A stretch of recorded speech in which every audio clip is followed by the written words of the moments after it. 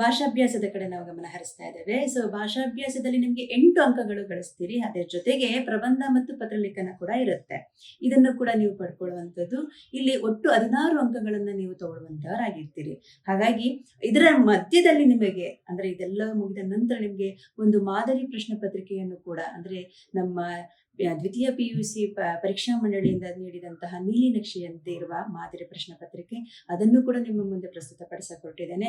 ಇದೆಲ್ಲನೂ ಕೂಡ ನೀವು ಗಮನಿಸಿ ಅಂತ ಹೇಳ್ತಾ ತರಗತಿಗೆ ನಾವು ಭೇಟಿಯಾಗೋಣ. ನಿಮಗೆ ಈ ದ್ವಿತೀಯ PUC ವಾರ್ಷಿಕ ಪರೀಕ್ಷೆಯಲ್ಲಿ ಕೇಳುವಂತಹ ಸಂಭಾವನೀಯಾಗಿರುವಂತಹ ಪ್ರಶ್ನೆಗಳನ್ನ ನಾವು ಗಮನದಲ್ಲಿಟ್ಕೊಂಡ್ವಿ. ಹಾಗೆ ಇವತ್ತು ನಾವು ವ್ಯಾಕರಣದ ಕಡೆ ಅಂದ್ರೆ ಭಾಷಾಭ್ಯಾಸ ಮತ್ತು ಪ್ರಬಂಧ ಪತ್ರಲೇಖನದ ಕಡೆ ಗಮನ ಹರಿಸ್ತಾ ಇದ್ದೀವಿ. ಮೊದಲ ಪ್ರಬಂಧದಲ್ಲಿ ಕೇಳುವಂತಹ ಪ್ರಬಂಧಗಳನ್ನ ನಾನು ಇಲ್ಲಿ ನಿಮಗೆ ಒಂದಷ್ಟು ವಿಷಯಗಳನ್ನ ನಾನು ಇಲ್ಲಿ ತಗೊಂಡಿದ್ದೀನಿ.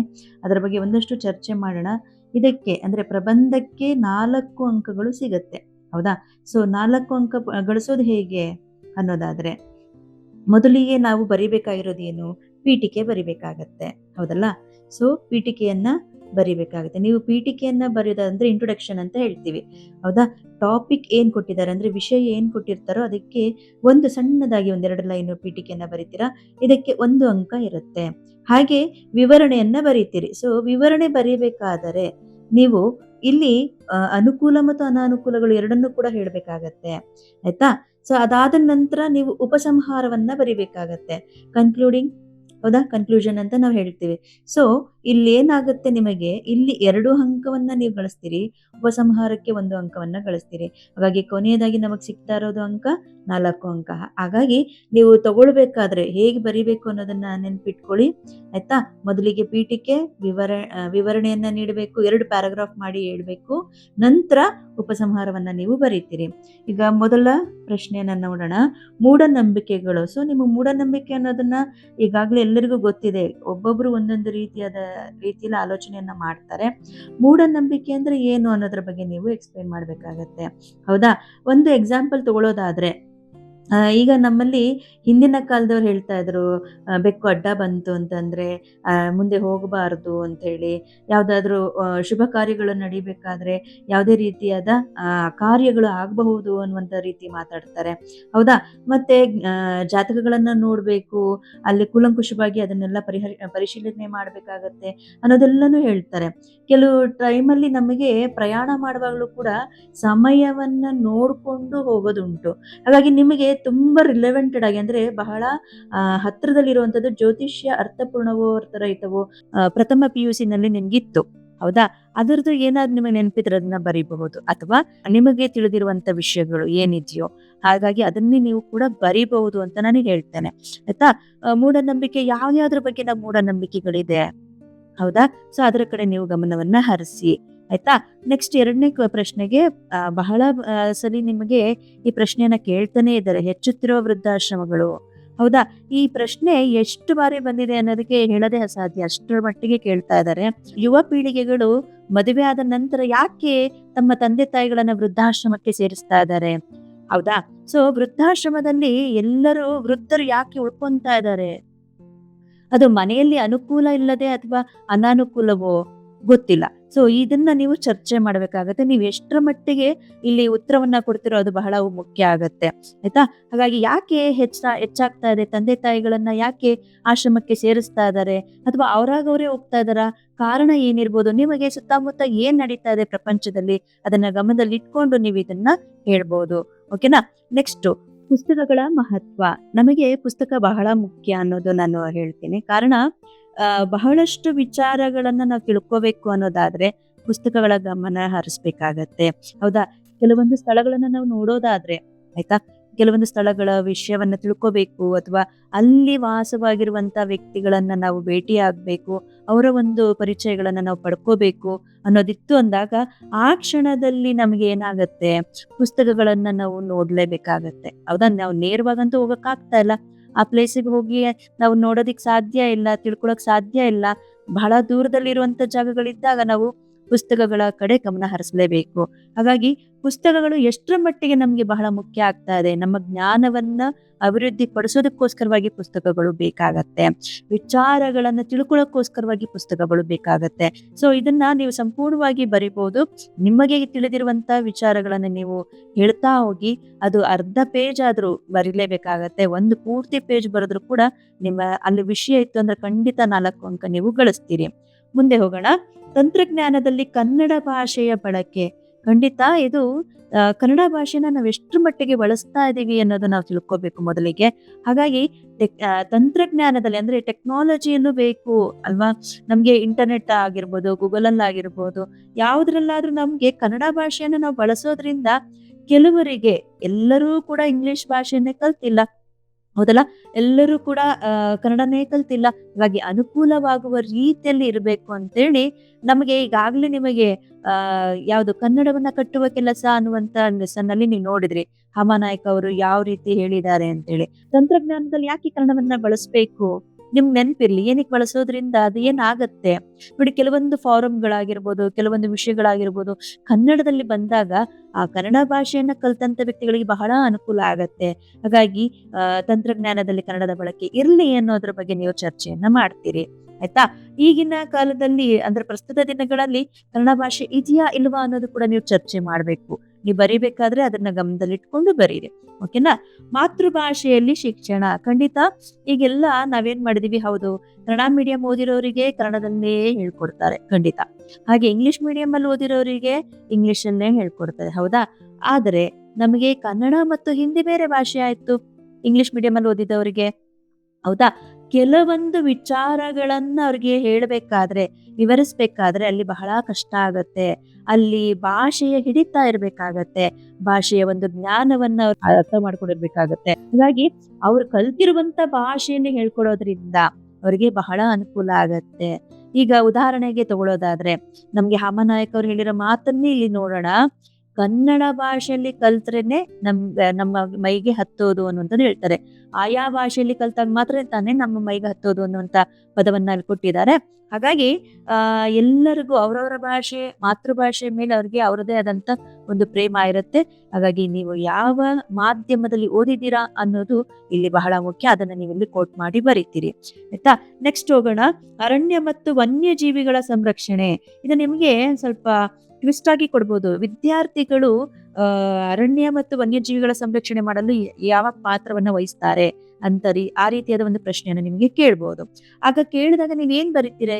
ಅರಣ್ಯ ಅಂದ್ರೆ ಗೊತ್ತಿದೆ, ಕಾಡು, ಹೌದಾ. ಮತ್ತೆ ವನ್ಯಜೀವಿಗಳು ಅಂತಂದ್ರೆ ಅಲ್ಲಿರುವಂತ ಪ್ರಾಣಿ ಪಕ್ಷಿಗಳಾಗಿದೆ, ಹೌದಾ. ಅಲ್ಲಿ ಬಹಳಷ್ಟು ಡೇಂಜರಸ್ ಆಗಿರುವಂತದ್ದು ಅಲ್ವಾ, ತುಂಬಾ ಕ್ರಿಮಿಕೀಟಗಳಿಂದ ಜೀವ ಚರಾಚರಗಳು ಅಂತ ನಾವು ಹೇಳ್ತೀವಿ. ಈ ಎಲ್ಲವೂ ಕೂಡ ನಗರವು ಮುಂದುವರಿತಾನೆ ಇದೆ, ಬೆಳೀತಾ ಇರೋದ್ರಿಂದಾಗಿ ನಮ್ಗೆ ಗಿಡ ಮರಗಳು ಕಾಣ್ತಾ ಇರೋದು ಬಹಳ ಕಡಿಮೆ, ಆಯ್ತಾ. ಗಿಡ ಮರಗಳನ್ನ ಉಳಿಸಿ ಬೆಳೆಸಿ ಅನ್ನುವಂತ ಒಂದು ಮಾತನ್ನ ಹೇಳ್ತಾರೆ. ಆ ರೀತಿಯಾಗಿ ನಾವು ಅರಣ್ಯಗಳು ಕಾಣದೇ ಇರುವಂತದ್ದು ಎಷ್ಟಿದಾವೆ. ವಾಲ್ಪರೆಯಲ್ಲಿರುವಂತ ಪದಗಳನ್ನ ನೀವು ತಗೋಬಹುದಲ್ವಾ. ವಾಲ್ಪರೆಯಲ್ಲಿದೆ ಈ ವಿಷಯಗಳಿದೆ ಒಂದಷ್ಟು. ಕಾಡಿನ ನಾಶ ಮಾಡಿ ಆಮೇಲೆ ಏನಾಯ್ತು ಅನ್ನೋದನ್ನ ನೀವು ಇಲ್ಲಿ ನೀಟಾಗಿ ಬರಿಬಹುದು. ವನ್ಯಜೀವಿಗಳು ಅಂತ ತಗೊಂಡಾಗ ನಿಮ್ಗೆ ಸಿಂಹಬಲದ ಕೋತಿಗಳು, ಹಾಡು ಹಕ್ಕಿಗೆ ಏನೆಲ್ಲ ಸಮಸ್ಯೆ ಬಂತು ಅನ್ನೋದನ್ನು ಕೂಡ ನೀವು ಹೇಳ್ಬೋದು.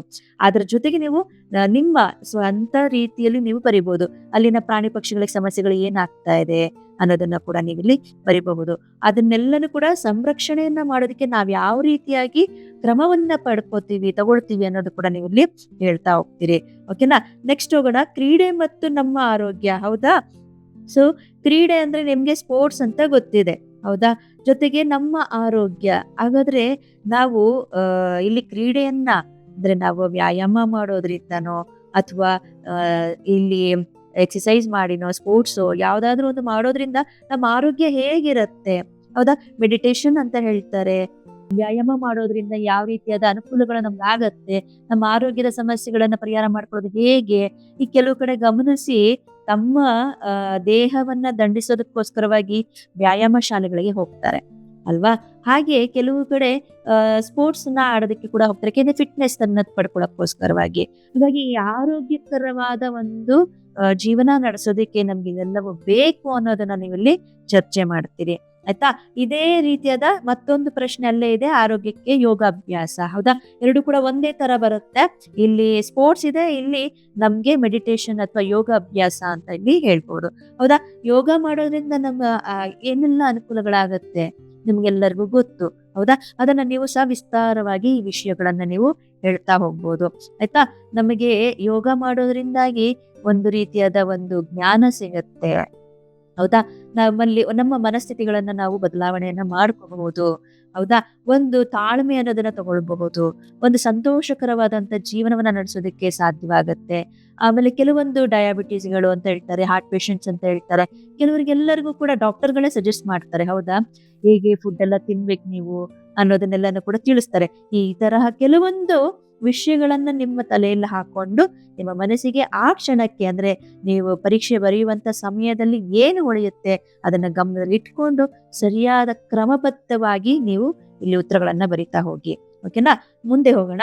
ಜಾಗತೀಕರಣ, ಸೊ ಅವೇರ್ನೆಸ್ ಅಂತ ನಾವ್ ಹೇಳ್ತೀವಿ. ಹೌದಾ? ಸೊ ಇಲ್ಲಿ ಯಾವ ರೀತಿಯಾಗಿ ನೀವು ಅವೇರ್ನೆಸ್ ನ ಕ್ರಿಯೇಟ್ ಮಾಡ್ತೀರಿ? ಹೌದಾ? ಈ ಜಂಕ್ ಫುಡ್ ತಿನ್ನೋದ್ರಿಂದಾಗಿ ಅಥವಾ ಇಲ್ಲಿ ಪರಿಸರ ಮಾಲಿನ್ಯಗಳಾಗ್ತಾ ಇದೆ. ಹೌದಾ? ಅದನ್ನೆಲ್ಲ ಹೇಗೆ ನೀವು ಕಂಟ್ರೋಲ್ ಮಾಡ್ತೀರಿ? ಕೆಲವು ಶಾಲಾ ಕಾಲೇಜುಗಳಲ್ಲಿ ಇದೆ NCC, NSS ಅಂತೆಲ್ಲ ಇದೆ. ಹೌದಲ್ವಾ? ಸೊ ನೀವೇನಾದ್ರೂ ಕ್ಯಾಂಪಿಗೆ ಹೋದಾಗ ಅಲ್ಲಿ ಹಳ್ಳಿಗಾಡಿಗೆ ಯಾಕೆ ಕರ್ಕೊಂಡು ಹೋಗ್ತಾರೆ? ಅಲ್ಲಿ ಯಾವ ರೀತಿಯಾಗಿ ನೀವು ಜಾಗತೀಕರಣವನ್ನ ವಹಿಸ್ತೀರಿ ಅಂದ್ರೆ ಜಾಗೃತಿಯನ್ನ ಮೂಡಿಸ್ತೀರಿ? ಹೌದಾ? ಸೊ ಅಲ್ಲಿನ ಸ್ವಚ್ಛತೆಯನ್ನ ಕಾಪಾಡೋದ್ರ ಬಗ್ಗೆ ನೀವೇನೆಲ್ಲ ವಿಷಯಗಳನ್ನ ತಿಳಿಸ್ತೀರಿ ಅಲ್ಲಿ ಹಳ್ಳಿಗರಿಗೆ ಅನ್ನೋದು ನಾವು ಬರೀಬೇಕಾಗುತ್ತೆ. ಹೌದಾ? ಆತರ ನಿಮಗೆ ಆ ಸಮಯಕ್ಕೆ ಹೊಳೆದಂತ ವಿಷಯವನ್ನ ಇಟ್ಕೊಂಡು ಜಾಗತೀಕರಣದ ಬಗ್ಗೆ ನೀವು ಬರೀಬಹುದು. ಹೌದಾ? ಸೊ ಅವೇರ್ನೆಸ್ ಅಂತ ಗೊತ್ತಾಯ್ತು. ಮತ್ತೊಮ್ಮೆ ಇನ್ನೊಂದು ಹೋಗೋಣ. ಕೃಷಿ ಸಂಸ್ಕೃತಿ ಅಂತ ಹೇಳಿದೆ. ಸೊ ಕೃಷಿ ಸಂಸ್ಕೃತಿ ಅಂತಂದ್ರೆ ಏನು? ನಾವು ಈಗ ರೈತರು ಬೆಳೆಯನ್ನ ಬೆಳೆದ್ರೆ ಮಾತ್ರನೇ ನಾವೆಲ್ಲರೂ ಕೂಡ ಆರೋಗ್ಯಯುತವಾಗಿ ಒಂದು ಊಟವನ್ನ ಮಾಡೋದಕ್ಕೆ ಸಾಧ್ಯ. ಹೌದಾ? ಕೆಲವೊಂದು ತರಕಾರಿಗಳಾಗಿರ್ಬೋದು, ಹಣ್ಣುಗಳಾಗಿರ್ಬೋದು, ಇವೆಲ್ಲವೂ ಕೂಡ ಬರ್ತಾ ಇದೆ. ಈಗಿನ ಸಂದರ್ಭದಲ್ಲಿ ನಮಗೆ ಬೆಳೆದಂತ ಬೆಳೆಗಳನ್ನ ನಾವ್ ಯಾವ ರೀತಿಯಾಗಿ ಉಪಯೋಗಿಸ್ತಾ ಇದೀವಿ, ಅದು ಯಾವ ರೀತಿಯಾಗಿ ನಮ್ಗೆ ದೊರಕ್ತಾ ಇದೆ ಅನ್ನೋದನ್ನ ಎರಡೂ ಕೂಡ ಅನುಕೂಲ ಮತ್ತು ಅನಾನುಕೂಲ ಎರಡನ್ನೂ ಕೂಡ ನೀವಿಲ್ಲಿ ಚರ್ಚೆಯನ್ನ ಮಾಡಿ. ಹೌದಾ? ಕೃಷಿ ಸಂಸ್ಕೃತಿ ಅಂದ ತಕ್ಷಣ ಗೊತ್ತು, ಕೆಲವರು ರೈತರು ಮಳೆಯನ್ನ ನೆಚ್ಕೊಂಡೇ ಅವರು ಅಲ್ಲಿ ಬೆಳೆಯನ್ನ ಬೆಳಿಬೇಕಾಗತ್ತೆ, ಉಳುಮೆಯನ್ನ ಮಾಡ್ಲೇಬೇಕಾಗತ್ತೆ. ಹೌದಾ? ಮಳೆ ಬರ್ಲಿಲ್ಲ ಅಂದ್ರೆ ಬಹಳ ಕಷ್ಟ ಆಗತ್ತೆ. ಹೌದಾ? ಅದೇ ತರ ಪಂಪ್ ಸೆಟ್ ಗಳನ್ನ ಇಟ್ಕೊಂಡು ಅಂದ್ರೆ ಬೋರ್ವೆಲ್ ಗಳನ್ನ ಇಟ್ಕೊಂಡು ಆಗ್ಲೂ ಕೂಡ ಅವರು ಬೆಳೆಯನ್ನ ಬೆಳಿತಾರೆ. ಕೆಲವರಿಗೆ ಅದು ಅವ್ರ ಲಾಭವನ್ನ ತರಬಹುದು, ಕೆಲವರಿಗೆ ನಷ್ಟ ಕೂಡ ತರಬಹುದು. ಎರಡೂ ತರದಲ್ಲೂ ನಿಮಗೆ ಇಲ್ಲಿ ಅನುಕೂಲಗಳು ಅನಾನುಕೂಲಗಳು ಕೂಡ ನಿಮ್ಗೆ ಸಿಗೋದನ್ನ ನೀವು ಗಮನಿಸ್ತೀರಿ. ಇದನ್ನ ಬರೀಬಹುದು. ಆಯ್ತಾ? ನೆಕ್ಸ್ಟ್, ರಾಷ್ಟ್ರೀಯ ಸೇವಾ ಯೋಜನೆಯ ಮಹತ್ವ. ಆಯ್ತಾ? ಸೊ ರಾಷ್ಟ್ರೀಯ ಸೇವಾ ಯೋಜನೆಯ ಮಹತ್ವ ಅಂದ್ರೆ ಏನಾಗಿದೆ? ನಿಮ್ಗೆ ನಮ್ಮ ಸೇವೆ ಯಾವ ರೀತಿಯಾಗಿ ಮಾಡಬೇಕು ಅನ್ನೋದ್ರ ಬಗ್ಗೆ ಚರ್ಚೆಯನ್ನ ಮಾಡಬೇಕು. ಹೌದಾ? ನಮ್ಮ ರಾಷ್ಟ್ರದಲ್ಲಿ ಏನೆಲ್ಲ ಸವಲತ್ತುಗಳು ಸಿಗ್ತಾ ಇದಾವೆ, ನಮ್ಮ ದೇಶ ಪ್ರೇಮವನ್ನ ನಾವ್ ಯಾವ ರೀತಿಯಾಗಿ ನಾವು ಬಳಸ್ಕೊಂತಾ ಇದೀವಿ. ಹೌದಾ? ಕೆಲವು ಕಡೆ ಸರ್ಕಾರದವರು ಒಂದಷ್ಟು ಯೋಜನೆಗಳನ್ನ ಆಯೋಜಿಸಿರ್ತಾರೆ, ಅದನ್ನ ಅನುಕೂಲಗಳನ್ನ ಪಡ್ಕೋಬೇಕು ಅಂತೇಳಿ ಹೇಳಿರ್ತಾರೆ. ಅದನ್ನ ಎಷ್ಟರ ಮಟ್ಟಿಗೆ ಎಲ್ಲರಿಗೂ ಅದು ಸಿಗ್ತಾ ಇದೆ? ಹೌದಾ? ನಮ್ಮ ರಾಷ್ಟ್ರೀಯ ಸೇವೆ ಏನು, ನೀವೇನ್ ಮಾಡ್ತೀರಿ? ಹೌದಾ? ಈಗ ನಮ್ಗೆ ಗಣರಾಜ್ಯೋತ್ಸವ, ಸ್ವತಂತ್ರ ಅಂತೆಲ್ಲ ಮಾತಾಡ್ತೀವಿ. ಸೊ ಎಷ್ಟರ ಮಟ್ಟಿಗೆ ನಾವು ಅದನ್ನ ಪಾಲನೆ ಮಾಡ್ತಾ ಇದೀವಿ? ಹೌದಾ? ಹಾಗಾಗಿ ಇದನ್ನ ಮಾಡೋದ್ರಿಂದ ನಮ್ಮಲ್ಲಿ ಏನು ಜಾಗೃತಿ ಮೂಡುತ್ತೆ? ಹೌದಾ? ಇದನ್ನೆಲ್ಲನೂ ಕೂಡ ನೀವು ಇಲ್ಲಿ ಗಮನಿಸ್ತಾ ಹೋಗ್ಬೋದು. ಓಕೆನಾ? ಒಂದಷ್ಟು ವಿಷಯಗಳನ್ನ ಅಂದ್ರೆ ರಾಷ್ಟ್ರ ಪ್ರೇಮ ಇರುವಂತ ವ್ಯಕ್ತಿಗಳಿಗೆ ಈ ವಿಷಯಗಳು ಅರ್ಥ ಆಗ್ತಾ ಹೋಗುತ್ತೆ. ಅದರ ಸೇವೆಗಳನ್ನ ಪಡ್ಕೊಂಡಂತವ್ರು ಅದನ್ನ ಯಾವ ರೀತಿಯಾಗಿ ನಾವು ಬಳಸ್ಕೋಬೇಕು, ಯಾವ ರೀತಿಯಾಗಿ ಎಲ್ಲರಿಗೂ ಅನುಕೂಲ ಆಗೋ ರೀತಿಯಾಗಿ ನಾವು ಮಾಡ್ಕೊಡ್ಬೇಕು ಅನ್ನೋದ್ರ ಬಗ್ಗೆ ಒಂದಷ್ಟು ನಿಮ್ಮದೇ ಆದ ಒಂದು ಒಪಿನಿಯನ್ ಗಳನ್ನ ನೀವು ಹೇಳ್ತಾ ಹೋಗ್ಬೋದು. ಆಯ್ತಾ? ಮುಂದೆ ಹೋಗೋಣ. ದೇಶದ ಅಭಿವೃದ್ಧಿಯಲ್ಲಿ ಯುವ ಜನರ ಪಾತ್ರ. ಸೊ ಇಲ್ಲಿ ಅಭಿವೃದ್ಧಿ ಅಂತ ಹೇಳಿ ಇದೆ. ಹೌದಾ? ಅಭಿವೃದ್ಧಿಯ ಪಾತ್ರವನ್ನ ನಾವಿಲ್ಲಿ ತಿಳಿಸ್ಬೇಕು. ನಮ್ ದೇಶವನ್ನ ಬೆಳೆಸ್ಬೇಕು ಅಂತಂದ್ರೆ ನೀವೆಲ್ಲ ಏನ್ ಮಾಡ್ಬೇಕು? ಮೊದಲಿಗೆ ಜಾಗೃತಿಯನ್ನ ಮೂಡಿಸ್ಬೇಕು. ನಿಮ್ಗಿಲ್ಲ ಆಲ್ರೆಡಿ ಜಾಗೃತಿಯಲ್ಲಿ ಬಂತು. ಅದೇ ವಿಷಯ ನಿಮಗೆ ಈಗಷ್ಟೇ ನಾ ಮಾತಾಡಿದೆ. ಹೌದಾ? ಆಮೇಲೆ ಅರಣ್ಯ ಸಂರಕ್ಷಣೆ ಮಾಡೋದ್ರ ಬಗ್ಗೆ ಮಾತಾಡಿದೆ. ಹೌದಾ? ಹಾಗೆ ನೀವೇ ಆರೋಗ್ಯಕರವಾಗಿರ್ಬೇಕು ಅಂದ್ರೆ ನೀವೇನ್ ಮಾಡ್ಬೇಕು ಅನ್ನೋದ್ರ ಬಗ್ಗೆ ಕೂಡ ಮಾತಾಡಿದೆ. ಹೌದಾ? ಹಾಗಾಗಿ ನಮ್ಮ ಪರಿಸರವನ್ನ ಕಾಪಾಡೋದ್ರ ಜೊತೆಗೆ ನಾವು ವಿದ್ಯಾವಂತರಾಗಿ ಹಾಗೆ ಮತ್ತೊಬ್ಬ ವ್ಯಕ್ತಿಗಳಿಗೆ ನಾವು ಎಲ್ಲವನ್ನ ತಿಳಿಸ್ಕೊಡ್ಬೇಕು. ಯಾವ್ದು ಸರಿ ಯಾವ್ದು ತಪ್ಪು ಅನ್ನೋದ್ರ ಬಗ್ಗೆ ನಾವು ತಿಳಿಸ್ಕೊಡ್ಬೇಕಾಗತ್ತೆ.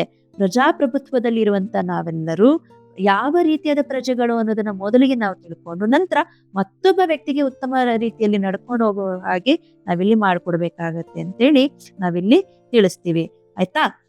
ಮುಂದೆ ಇನ್ನು ಎಷ್ಟರ ಮಟ್ಟಿಗೆ ನಾವು ಯುವ ಜನರು ಏನೆಲ್ಲ ಮಾಡಬಹುದು ದೇಶಕ್ಕಾಗಿ, ಆಯ್ತಾ? ಕೆಲವರು ಮಿಲಿಟರಿಗಳಿಗೆ ಸೇರ್ಕೋತಾರೆ, ಇನ್ ಕೆಲವರು ಪೊಲೀಸ್ಗೆ ಸೇರ್ಕೋಬಹುದು. ಕೆಲವೊಂದು ಕೆಲಸಗಳಿಗೆ ಸೇರಿದಾಗ ಅವ್ರು ಏನ್ ಮಾಡಬಹುದು ನಿಮ್ಮ ತರ್ಕಕ್ಕೆ ಬಿಟ್ಟಿದ್ದು. ಆಯ್ತಾ? ಮುಂದೆ ಹೋಗೋಣ. ಸ್ತ್ರೀ ಭ್ರೂಣ ಹತ್ಯೆಯಿಂದ ಎದುರಾಗುವ ಸಮಸ್ಯೆಗಳು. ಹೌದಾ? ಹಿಂದಿನ ಕಾಲದಲ್ಲಿ ಹೆಣ್ಣು ಮಕ್ಕಳನ್ನ ಹೊಟ್ಟೆನಲ್ಲಿ ಹೆಣ್ಮಗು ಇದೆ ಅನ್ನೋದು ಗೊತ್ತಾಯ್ತು ಅಂದ್ರೆ ಅದನ್ನ ತೆಗೆಸ್ಬಿಡ್ತಾ ಇದ್ರು. ಹೌದಾ? ಆಕಸ್ಮಿಕ ಮಗು ಹುಟ್ಟಿದ ನಂತರ ಏನಾದ್ರು ಅದು ಹೆಣ್ಣು ಮಗು ಅನ್ನೋದು ಗೊತ್ತಾಯ್ತು ಅಂದ್ರೆ ಆ ಮಗುವನ್ನು ಕೂಡ ಸಾಯಿಸ್ತಾ ಇದ್ರು. ಅಂದ್ರೆ ಹುಟ್ಟಿದ ತಕ್ಷಣವೇ ಕೆಲವರು ಸಾಯಿಸ್ತಾ ಇದ್ರು. ಇನ್ನು ಕೆಲವರು ಏನ್ ಮಾಡ್ತಾ ಇದ್ರು, ಮಗು ಒಂದ್ ಸ್ವಲ್ಪ ದಿನ ಬೆಳೆಯೋವರೆಗೂ ಬಿಟ್ಟು ನಂತರ ಯಾರಿಗಾರು ಕೊಟ್ಬಿಡೋದು ಅಥವಾ ದೇವಸ್ಥಾನಕ್ಕೆ ಬಿಟ್ಬಿಡೋದು, ಆ ರೀತಿಯಾಗೆಲ್ಲ ಮಾಡ್ತಾ ಇದ್ರು. ಹಾಗಾಗಿ ಸ್ತ್ರೀ ಭ್ರೂಣ ಹತ್ಯೆಯಿಂದ ಏನೆಲ್ಲ ಸಮಸ್ಯೆಗಳಾಗ್ತಾ ಇದೆ? ಹೆಣ್ಣು ಮಕ್ಕಳ ಸಂಖ್ಯೆ ಕಮ್ಮಿ ಆಗ್ತಾ ಹೋಗುತ್ತೆ. ಹೌದಾ? ಹೆಣ್ಮಕ್ಳ ಸಂಖ್ಯೆ ಇಲ್ಲಿ ಜನಸಂಖ್ಯೆ ಕಮ್ಮಿ ಆಗ್ತಾ ಹೋದಾಗ ಸಮಸ್ಯೆಗಳು ಎದುರಾಗತ್ತೆ. ಅದನ್ನೆಲ್ಲ ನೀವು ನೋಡ್ಬೇಕು. ಹೌದಾ? ಹೆಣ್ಣು ಮಕ್ಕಳೇ ಇಲ್ಲ ಅಂತ ಅಂದಾಗ ಏನಾಗತ್ತೆ ಅನ್ನೋದನ್ನ ನೀವು ಕೂಡ ಅರ್ಥ ಮಾಡ್ಕೊಂಡಿರ್ತೀರಿ. ಹೌದಾ? ಇದು ತಪ್ಪು ಅನ್ನೋದನ್ನ ನೀವು ಹೇಳ್ಬೇಕಾದ್ರೆ, ಭ್ರೂಣ ಹತ್ಯೆ ಅಂತಂದ್ರೆ ಅಬೋಷನ್ ಮಾಡಿಸುವಂತ ಕೆಲಸವನ್ನ ಮಾಡಬೇಡಿ. ಅದರಿಂದ ಏನಾಗತ್ತೆ ಅಂದ್ರೆ ಆರೋಗ್ಯದ ಸಮಸ್ಯೆ ಎದುರಾಗತ್ತೆ ಅನ್ನೋದನ್ನ ನೀವಿಲ್ಲಿ ಹೇಳ್ತಾ ಹೋಗ್ಬೇಕು. ಆಯ್ತಾ? ನೆಕ್ಸ್ಟ್, ವಿದ್ಯಾರ್ಥಿ ಜೀವನದಲ್ಲಿ ಸಾಂಸ್ಕೃತಿಕ ಚಟುವಟಿಕೆಗಳ ಮಹತ್ವ. ಖಂಡಿತ ನೀವು ಕಲಿತಂತದ್ದು ಅಂದ್ರೆ ನಿಮ್ಮಲ್ಲಿರುವಂತ ಪ್ರತಿಭೆಗಳನ್ನ ಹೊರಗಾಕ್ಬೇಕು. ಹೌದಾ? ಒಂದಷ್ಟು ಸಾಂಸ್ಕೃತಿಕ ಚಟುವಟಿಕೆ ಅಂತ ಹೇಳ್ತಾ ಇದ್ರೆ ಕೆಲವರಿಗೆ ಅಡಿಗೆ ಮಾಡೋದ್ರಲ್ಲಿ ಸ್ಪೆಷಲಿಸ್ಟ್ ಆಗಿರ್ತಾರೆ, ಕೆಲವರಿಗೆ ಮನೆ ಕೆಲಸ ಮಾಡೋದ್ರ ಬಗ್ಗೆ, ಕೆಲವರಿಗೆ ಕೃಷಿ ಕೆಲಸದ ಬಗ್ಗೆ, ಕೆಲವರಿಗೆ ಏನಾದ್ರೂ ಡ್ರಾಯಿಂಗ್ ಮಾಡೋದ್ರ ಬಗ್ಗೆ. ಹೌದಾ? ಚಿತ್ರಕಲೆಯಲ್ಲಿ ಒಂದಷ್ಟು, ಹಾಡುಗಾರಿಕೆಯಲ್ಲಿ ಒಂದಷ್ಟು. ಹೌದಾ? ಉದಾಹರಣೆಗಳನ್ನು ಹೇಳ್ತಾ ಹೋದ್ರೆ ಬಹಳಷ್ಟು ವಿಷಯಗಳಿರುತ್ತೆ. ಸಾಂಸ್ಕೃತಿಕ ಚಟುವಟಿಕೆಗಳು ಮಕ್ಕಳಿಗೆ ಎಷ್ಟರ ಮಟ್ಟಿಗೆ ಉಪಯುಕ್ತ ಆಗತ್ತೆ ಅನ್ನೋದನ್ನ ನಾವು ಇಲ್ಲಿ ತಿಳಿಸ್ತಾ ಹೋಗ್ತೀವಿ. ಆಯ್ತಾ? ವಿದ್ಯಾರ್ಥಿಗಳ ಜೀವನದಲ್ಲಿ ಇವೆಲ್ಲವೂ ಬಹಳ ಮುಖ್ಯ. ಹೌದಾ? ನಿಮ್ಮನ್ನ ನೋಡಿ ಮತ್ತೊಬ್ರು ಕಲಿತಾ ಹೋಗ್ಬೇಕು. ನೋಡಿ ಎಷ್ಟು ಅದ್ಭುತವಾದಂತ ಮಾತನ್ನ ಹೇಳಿದ್ರು ಅಂದ್ರೆ, ಅಬ್ದುಲ್ ಕಲಾಂ ಅವರ ಒಂದು ಮಾತನ್ನ ನಾವು ತಗೊಳ್ತೀವಿ. ಯಾವ ತರ? ಕೊನೆ ಇಲ್ಲದಷ್ಟು ಪ್ರಶ್ನೆ ಕೇಳೋದು ಮಗು ಅಂತೇಳಿ. ಹೌದಾ? ಹಾಗೆ ಅವ್ರು ಅನ್ಕೊಂಡೇ ಇರ್ಲಿಲ್ಲ ಅಲ್ವಾ, ನಾನು ಇಷ್ಟು ಮಟ್ಟಿಗೆ ದೊಡ್ಡ ವ್ಯಕ್ತಿ ಆಗ್ತೀನಿ ಅಂತ ಹೇಳಿ ಅಲ್ವಾ? ಹಾಗಾಗಿ ಕೆಲವೊಂದು ಕಲೆಗಳು ಅಂದ್ರೆ ಅವರಲ್ಲಿರುವಂತ ಜ್ಞಾನದಿಂದಾಗೇನೆ ಒಂದಷ್ಟು ವಿಷಯಗಳು ನಮಗೆ ಹೊರಗೆ ಬರೋದಕ್ಕೆ ಸಾಧ್ಯ. ಹಾಗಾಗಿ ಸಾಂಸ್ಕೃತಿಕ ಚಟುವಟಿಕೆಗಳು ಬಹಳ ಮುಖ್ಯ ಆಗತ್ತೆ ಅಂತೇಳಿ ನೀವು ನಿಮ್ಮ ತರ್ಕಕ್ಕೆ ಬಿಟ್ಟಿದ್ದು ಕೂಡ ನೀವು ಎಷ್ಟರ ಮಟ್ಟಿಗೆ ಉದಾಹರಣೆಗಳನ್ನ ಕೊಡ್ತಾ ಹೋಗ್ತೀರಿ ಅನ್ನೋದು ಬಹಳ ಮುಖ್ಯ ಆಗತ್ತೆ. ಓಕೆನಾ? ಮುಂದಿನ ಚರ್ಚೆ ಭಾಷಾಭ್ಯಾಸದ ಕಡೆ ಗಮನ ಹರಿಸೋಣ. ನಿಮಗೆ 8 ಅಂಕಗಳು ನೀವು ಇಲ್ಲಿ ಕಳಿಸ್ತೀರಿ. ಒಂದೊಂದು ಪ್ರಶ್ನೆಗೂ 2 ಅಂಕಗಳಿರುತ್ತೆ. ಅದರಲ್ಲಿ ನೀವು 4 ನೀವು ಬರಿಬೇಕಾಗತ್ತೆ. ಹೌದಾ? ಒಂದಷ್ಟು ವಿಷಯಗಳನ್ನ ಅಂದ್ರೆ 12 ವಿಷಯಗಳನ್ನ ನಾನು ಇಟ್ಕೊಂಡು ಮಾತಾಡಕ್ ಹೊರಟಿದ್ದೇನೆ. ಮೊದಲಿಗೆ ಸಮಾನಾರ್ಥಕಗಳು. ಹಿಂದೆ ನಮ್ಗೆ ಪದದ ಅರ್ಥ ಅನ್ನೋದನ್ನ ಹೇಳ್ತಾ ಇದ್ರು, ಈಗ ಸಮಾನಾರ್ಥಕಗಳು ಅಂತ ಹೇಳಿ ಮಾತಾಡ್ತಾ ಇದೀವಿ. ಆಯ್ತಾ? ಪದದ ಅರ್ಥ ಕೊಟ್ಟು ಸಮಾನಾರ್ಥಕನ ಕೊಟ್ಟರು ಕೂಡ ಎರಡೂ ಒಂದೇ ಅರ್ಥ ಇದೆಯಲ್ಲ ಅಂತೇಳಿ ಕೇವಲ ಸಮಾನಾರ್ಥಕಗಳನ್ನ ಮಾತ್ರ ಈಗ ಹೇಳ್ತಾ ಇದ್ದಾರೆ. ಪದದ ಅರ್ಥವನ್ನ ತೆಗೆದ್ರು. ಹೌದಾ? ಈಗ ಸಮಾನಾರ್ಥಕ ಅಂದ್ರೆ ಏನು? ಸಮಾನ ಅರ್ಥವನ್ನ ಸೂಚಿಸುವಂತದ್ದು. ಉದಾಹರಣೆಗೆ ಈಗ ನಿಮ್ಗೆ ಕ್ವಶನ್ ಪೇಪರ್ ಅಲ್ಲಿ ಏನಿದೆ, ಈಗ ಮಾಡೆಲ್ ಪೇಪರ್ಸ್ ಮತ್ತೆ ಫಸ್ಟ್ ಪ್ರಿಪರೇಟರ್, ಸೆಕೆಂಡ್ ಪ್ರಿಪರೇಟರ್ ನಲ್ಲಿ ಏನಿತ್ತು ಅದರಲ್ಲಿ ಒಂದೆರಡಷ್ಟು ನಾನು ತೆಗೆದುಕೊಂಡಿದ್ದೇನೆ ಉದಾಹರಣೆಯಾಗಿ. ಅದನ್ನ ನಿಮ್ಗೆ ಇಲ್ಲಿ ಬರ್ತಿದ್ದೀನಿ, ಒಮ್ಮೆ ನೋಡ್ಕೊಳ್ಳಿ. ಆಯ್ತಾ? ಇಲ್ಲಿ ಸುತ ಅಂತ ಇದೆ. ಹೌದಾ? ಸುತ ಅಂದ್ರೆ ನಿಮ್ಗೆಲ್ಲ ಗೊತ್ತು, ಮಗ. ಹೌದಾ? ಅಥವಾ ಇನ್ನೊಂದು ಹೆಸರು ಪುತ್ರ ಅಂತ ಇಲ್ಲಿ ಹೇಳ್ಬೋದು. ನಿಜನಾ? ಸೊ ಇಲ್ಲಿ ನಾವು ಏನಂತ ಬರಿತೀವಿ ಅನ್ನೋದು ನಮ್ಗೆ ಬಹಳ ಮುಖ್ಯ. ಸುತ ಇಲ್ಲಿ ನಿಮ್ಗೆ ಪಗೆಯಂ ಬಾಲಕನೆಂಬರಿನಲ್ಲಿ ಇತ್ತು ಅದು. ಸುತ ಅಂತಂದ್ರೆ ಮಗ ಅನ್ನೋದು. ಹೌದಾ? ನೆಕ್ಸ್ಟ್ ಬಂಗಾರ. ಬಂಗಾರ ಅಂದ್ರೆ ಚಿನ್ನ ಅಥವಾ ಕನಕ ಅಂತೇಳಿ ಬರಿತೀವಿ. ನಂಜು. ನಂಜು ಅಂದ್ರೆ ಎಲ್ಲರಿಗೂ ಗೊತ್ತು, ವಿಷ ಅಥವಾ ಹಾಲಾಹಲ ಅಂತ ಕೂಡ ಹೇಳ್ಬಹುದು. ಹೌದಾ? ನಂತರ ಚಿತ್ತ ಅಂತ ಹೇಳ್ತಾರೆ. ಚಿತ್ತ ಅಂದ್ರೆ ಮನಸ್ಸು, ಪ್ರತಿಯೊಬ್ಬರಿಗೂ ಗೊತ್ತಿದೆ. ಹೌದಾ? ನಂತರ ಮಾರ. ಮಾರ ಅಂದ್ರೆ ಮನ್ಮತ್ತ. ಓಕೆನಾ? ಇಲ್ಲಿ ನಮ್ ಕೇವಲ ಏನಾಗ್ತಾ ಇದೆ, ಕೇವಲ ಪದದ ಅರ್ಥವನ್ನ ನಾವಿಲ್ಲಿ ಹೇಳಕ್ ಹೊರಟಿದೀವಿ. ನಿಜನಾ? ಸೊ ಪದದ ಅರ್ಥವನ್ನ ಮಾತ್ರ ನಾವು ಸಮಾನಾರ್ಥಕಗಳಲ್ಲಿ ಗಮನಿಸುವಂತದ್ದು. ಮುಂದೆ ನಾನಾರ್ಥಕಗಳು. ಇದಕ್ಕೆ ಬದಲಾವಣೆ ಆಗಿದೆ. ಅಂದ್ರೆ ಇಲ್ಲಿ ಸಮಾನ ಅರ್ಥವನ್ನ ಕೊಟ್ಟಿದೆ ಮೊದಲನೆಯದ್ರಲ್ಲಿ, ಇಲ್ಲಿ ನಾನಾರ್ಥಕ ಅಂತೇಳಿ ಹೇಳ್ತಾ ಇದಾರೆ. ಸೊ ನಾನಾರ್ಥಕ ಅಂತಂದ್ರೆ ಏನು? ನಾನಾ ಅರ್ಥ, ವಿವಿಧವಾದ ಅರ್ಥವನ್ನ ಕೊಡುವಂಥದ್ದು. ಉದಾಹರಣೆಗೆ ತೊರೆ ಅಂತ ಇದೆ. ತೊರೆ ಅಂದ್ರೆ ಬಿಟ್ಬಿಡು ಅಂತ ಹೇಳಿ ಹೇಳ್ತೀವಿ ನಾವು, ಹೌದಾ? ಸೊ ಇಲ್ಲಿ ನಾನಾ ಅರ್ಥದಲ್ಲಿ ಏನ್ ಹೇಳ್ತಾ ಇದ್ರೆ ತ್ಯಜಿಸು, ಅಥವಾ ನದಿ ಅಂತ ಕೂಡ. ನದಿ ಅನ್ನೋದು ಅರ್ಥ ಆಗತ್ತೆ, ತೊರೆ ಅಂದಾಗ ತ್ಯಜಿಸು ಅನ್ನೋದನ್ನ ನೀವು ಇಲ್ಲಿ ಬರೀತೀರಿ. ನಂತರ ಗುರು. ಗುರು ಅಂದ್ರೆ ನಮ್ಗೆ ಅರ್ಥದ ಪ್ರಕಾರವಾಗಿ ಶಿಕ್ಷಕ. ಗುರು ಅಂದಾಗ ಅಲ್ಲಿ ಗ್ರಹ ಆಗತ್ತೆ, ಆಯ್ತಾ? ಗ್ರಹ ಆಗತ್ತೆ. ಅಥವಾ ಇಲ್ಲಿ ಎರಡು ಮಾತ್ರ ಗಣ ಅಂತ ಕೂಡ ಹೇಳ್ತೀವಿ, ಹೌದಾ? ಎರಡು ಮಾತ್ರ ಗಣ ಅಂತಂದ್ರೆ ಗೊತ್ತಿದೆಯಲ್ಲ, ನಾವು ಗಣ ವಿಂಗಡಣೆ ಮಾಡೋದ್ರ ಬಗ್ಗೆ ಮಾತಾಡ್ತೀವಿ. ಹಾಗಾಗಿ ಇಲ್ಲಿ ಗುರು ಅಂದಾಗ ಎರಡು ಮಾತ್ರ ಗಣ ಅನ್ನೋದನ್ನ ನಾವಿಲ್ಲಿ ಹೇಳ್ಬಹುದು. ಓಕೆನಾ? ನೆಕ್ಸ್ಟ್ ಒನ್, ಕಲಿ ಅಂದಾಗ ವೀರ ಅಂತ ಹೇಳ್ತಾರೆ, ಹೌದಾ? ಅದು ಅರ್ಥ ಆಗತ್ತೆ. ಕಲಿ ಅಂದ್ರೆ ಕಲಿಯುಗ, ಹೌದಾ? ಇದನ್ನ ನೀವಿಲ್ಲಿ ಹೇಳ್ತೀರಿ. ನರ ಅಂದ್ರೆ ಮನುಷ್ಯ, ಅಥವಾ ನರ ಅಂದ ತಕ್ಷಣ ನಮಗಿಲ್ಲಿ ಮ್ಯಾಮ್ ನೀವು ಹೇಳ್ತಾ ಇದ್ದೀರಾ ಪದದ ಅರ್ಥ ಮತ್ತೆ ಅದರ ನಾನಾರ್ಥನು ಕೂಡ ಹೇಳ್ತಾ ಇದ್ರ ಅಂದಾಗ, ನೀವಿಲ್ಲಿ ಬರೀಬೇಕಾಗಿರೋದು ಕೇವಲ ಒಂದನ್ನ ಮಾತ್ರ, ಪದದ ಅರ್ಥ ಅಲ್ಲ. ನಿಮಗೆ ಆನ್ಯುವಲ್ ಎಕ್ಸಾಮ್ ಅಲ್ಲಿ ಪದದ ಅರ್ಥನ ಕೇಳಲ್ಲ, ನಾನಾರ್ಥಕ ಅಂದ ತಕ್ಷಣ ನೀವು ನಾನಾರ್ಥ ಇರೋದನ್ನೇ ಬರೀಬೇಕು. ನರ ಅಂದ್ರೆ ಉದಾಹರಣೆ ಮಾತ್ರ ಕೊಟ್ಟಿದ್ದೀನಿ ಇಲ್ಲಿ, ಆಯ್ತಾ? ಮನುಷ್ಯ ಅಂತ ಬರೆದ್ರೆ ಅದು ಪದದ ಅರ್ಥ ಆಗಿರುತ್ತೆ, ನಾನಾರ್ಥ ಅಲ್ಲ. ಹಾಗಾಗಿ ನರ ಅಂದಾಗ ಇಲ್ಲಿ ಅರ್ಜುನ ಅನ್ನೋದನ್ನ ನೀವು ಇಲ್ಲಿ ಬರಿಬೇಕು. ಗಂಡ ಅಂತಂದ್ರೆ ನಿಮ್ಗೆಲ್ಲ ಗೊತ್ತು, ಕೆಲವು ವಿದ್ಯಾರ್ಥಿಗಳು ಬರೀತಾರದೆ ಹಂಗೆ, ಗಂಡ ಅಂದ ತಕ್ಷಣ ಪತಿ ಅಂತ ಬರೀತಾರೆ, ಅಲ್ಲ, ಅಲ್ಲಿ ಅಪಾಯಕಾರಿಯಾಗಿರುವಂತವನು ಅಂತ ಇಲ್ಲಿ ಬರೀಬೇಕು. ಅಥವಾ ಗಂಡ ಅಂದ್ರೆ ಬಹಳ ಡೇಂಜರಸ್ ಅಂತ ಹೇಳ್ತೀವಲ್ಲ, ಅದನ್ನ ಅಪಾಯಕಾರಿ ಅಂತೀವಿ. ಧೈರ್ಯಶಾಲಿ ಇರೋರು ಅಂತಾನು ಕೂಡ ನೀವು ಇಲ್ಲಿ ಬರೀಬಹುದು. ಓಕೆನಾ? ಮುಂದೆ ಹೋಗೋಣ. ತತ್ಸಮ ತದ್ಭವ. ನೋಡಿ, ನಿಮಗೆ ತತ್ ಅಂದ್ರೆ ಏನು? ತತ್ ಅಂದ್ರೆ ಅದಕ್ಕೆ, ಹೌದಾ? ತತ್ ಅಂತಂದ್ರೆ ಏನು ಅರ್ಥ ನೀವು ಗಮನದಲ್ಲಿ ಇಟ್ಕೊಳ್ಳಿ. ತತ್ ಅಂದ್ರೆ ಅದಕ್ಕೆ ಅಂತ ಅರ್ಥ, ಓಕೆನಾ? ಸಮ ಅಂತ ಅಂದ್ರೆ ಏನು? ಸಮನಾಗಿರುವಂಥದ್ದು ಅಂತ ಇಲ್ಲಿ ಮಾತಾಡ್ತೀವಿ, ಓಕೆನಾ? ಸಮಾನವಾಗಿರುವಂಥದ್ದು ಅಂತೇಳಿ. ಹಾಗೆ ತತ್ ಅಂದ್ರೆ ಯಾವ್ದಕ್ಕೆ? ಸಂಸ್ಕೃತದಿಂದ ಕನ್ನಡಕ್ಕೆ ಬರಬೇಕಾದ್ರೆ ಅದು ಏನಾಗ್ಬೇಕು? ಸಮನಾಗಿರ್ಬೇಕು. ಉದಾಹರಣೆಗೆ ನೋಡಿ, ತತ್ ಅಂದ ತಕ್ಷಣ ನಿಮ್ಗೆ ಸಂಸ್ಕೃತದಿಂದ ಕನ್ನಡಕ್ಕೆ ಬರಬೇಕಾದ್ರೆ ಅದು ಸಮನಾಗಿರ್ಬೇಕು, ಅದನ್ನ ತತ್ಸಮ ಅಂತ ಹೇಳ್ತೀವಿ. ಅದೇ ರೀತಿಯಾಗಿ ತದ್ಭವ. ತದ್ಭವ ಅಂದ್ರೆ ಅದಕ್ಕಿಂತ ಗೊತ್ತಿದೆ, ಸಂಸ್ಕೃತ. ಇಲ್ಲಿ ಭವ ಅಂತ ಇದೆ. ಸೊ ಭವ ಅಂತಂದ್ರೆ ಏನು? ಹುಟ್ಟು, ಅಂದ್ರೆ ಹೊಸದಾಗಿ ಹುಟ್ಟುವಂಥದ್ದು, ಹೊಸದನ್ನ ಬರುವಂಥದ್ದು. ಹಾಗಾದ್ರೆ ಇಲ್ಲಿ ಏನಾಗತ್ತೆ? ಬದಲಾವಣೆ ಆಗತ್ತೆ, ಕರೆಕ್ಟಾ? ಸೊ ಬದಲಾವಣೆ ಆಗೋದ್ರಿಂದಾಗಿ ತದ್ಭವ ಅಂತ ಹೇಳ್ತೀವಿ. ಹಾಗಾದ್ರೆ ಇಲ್ಲಿ ಹೇಗೆ ಮೇಡಮ್ ನಾವು ತಿಳ್ಕೊಳ್ಳೋದು ಅನ್ನೋದಾದರೆ, ಸೊ ನೀವು ಗಮನಿಸಿ, ಅಲ್ಲಿ ಶ್ರೀ ಅಂತೇಳಿ ಕೊಟ್ಟಿದ್ದಾರೆ, ನಿಜ? ಸೊ ಶ್ರೀ ಅಂತ ಕೊಟ್ಟಿದ್ದಾರೆ. ಶ್ರೀ ಅಂದಾಗ ಸಿರಿ ಅಂತ ಹೇಳ್ತೀವಿ. ನೋಡಿ, ಪ್ರೊನೌನ್ಸ್ ಮಾಡಕ್ ಹೇಳಿ ಹಳ್ಳಿಗರಿಗೆ, ಶ್ರೀ ಅಂತ ಹೇಳಿ ಅಂತ ಹೇಳಿ ಅವರು ಶ್ರೀ ಶ್ರೀ ಅಂತಾರೆ, ಹೌದಾ? ಸೊ ನೀವು ಗಮನದಲ್ಲಿ ಇಟ್ಕೋಬೇಕು, ಕೆಲವೊಂದು ಕಡೆ ಉದಾಹರಣೆ ಕೊಡುವಾಗ ಯಾವ ರೀತಿ ಅವ್ರು ಹೇಳ್ತಿದ್ದಾರೆ ಅನ್ನೋದನ್ನು ಕೂಡ ನೀವು ಗಮನದಲ್ಲಿ ಇಟ್ಕೋಬೇಕು.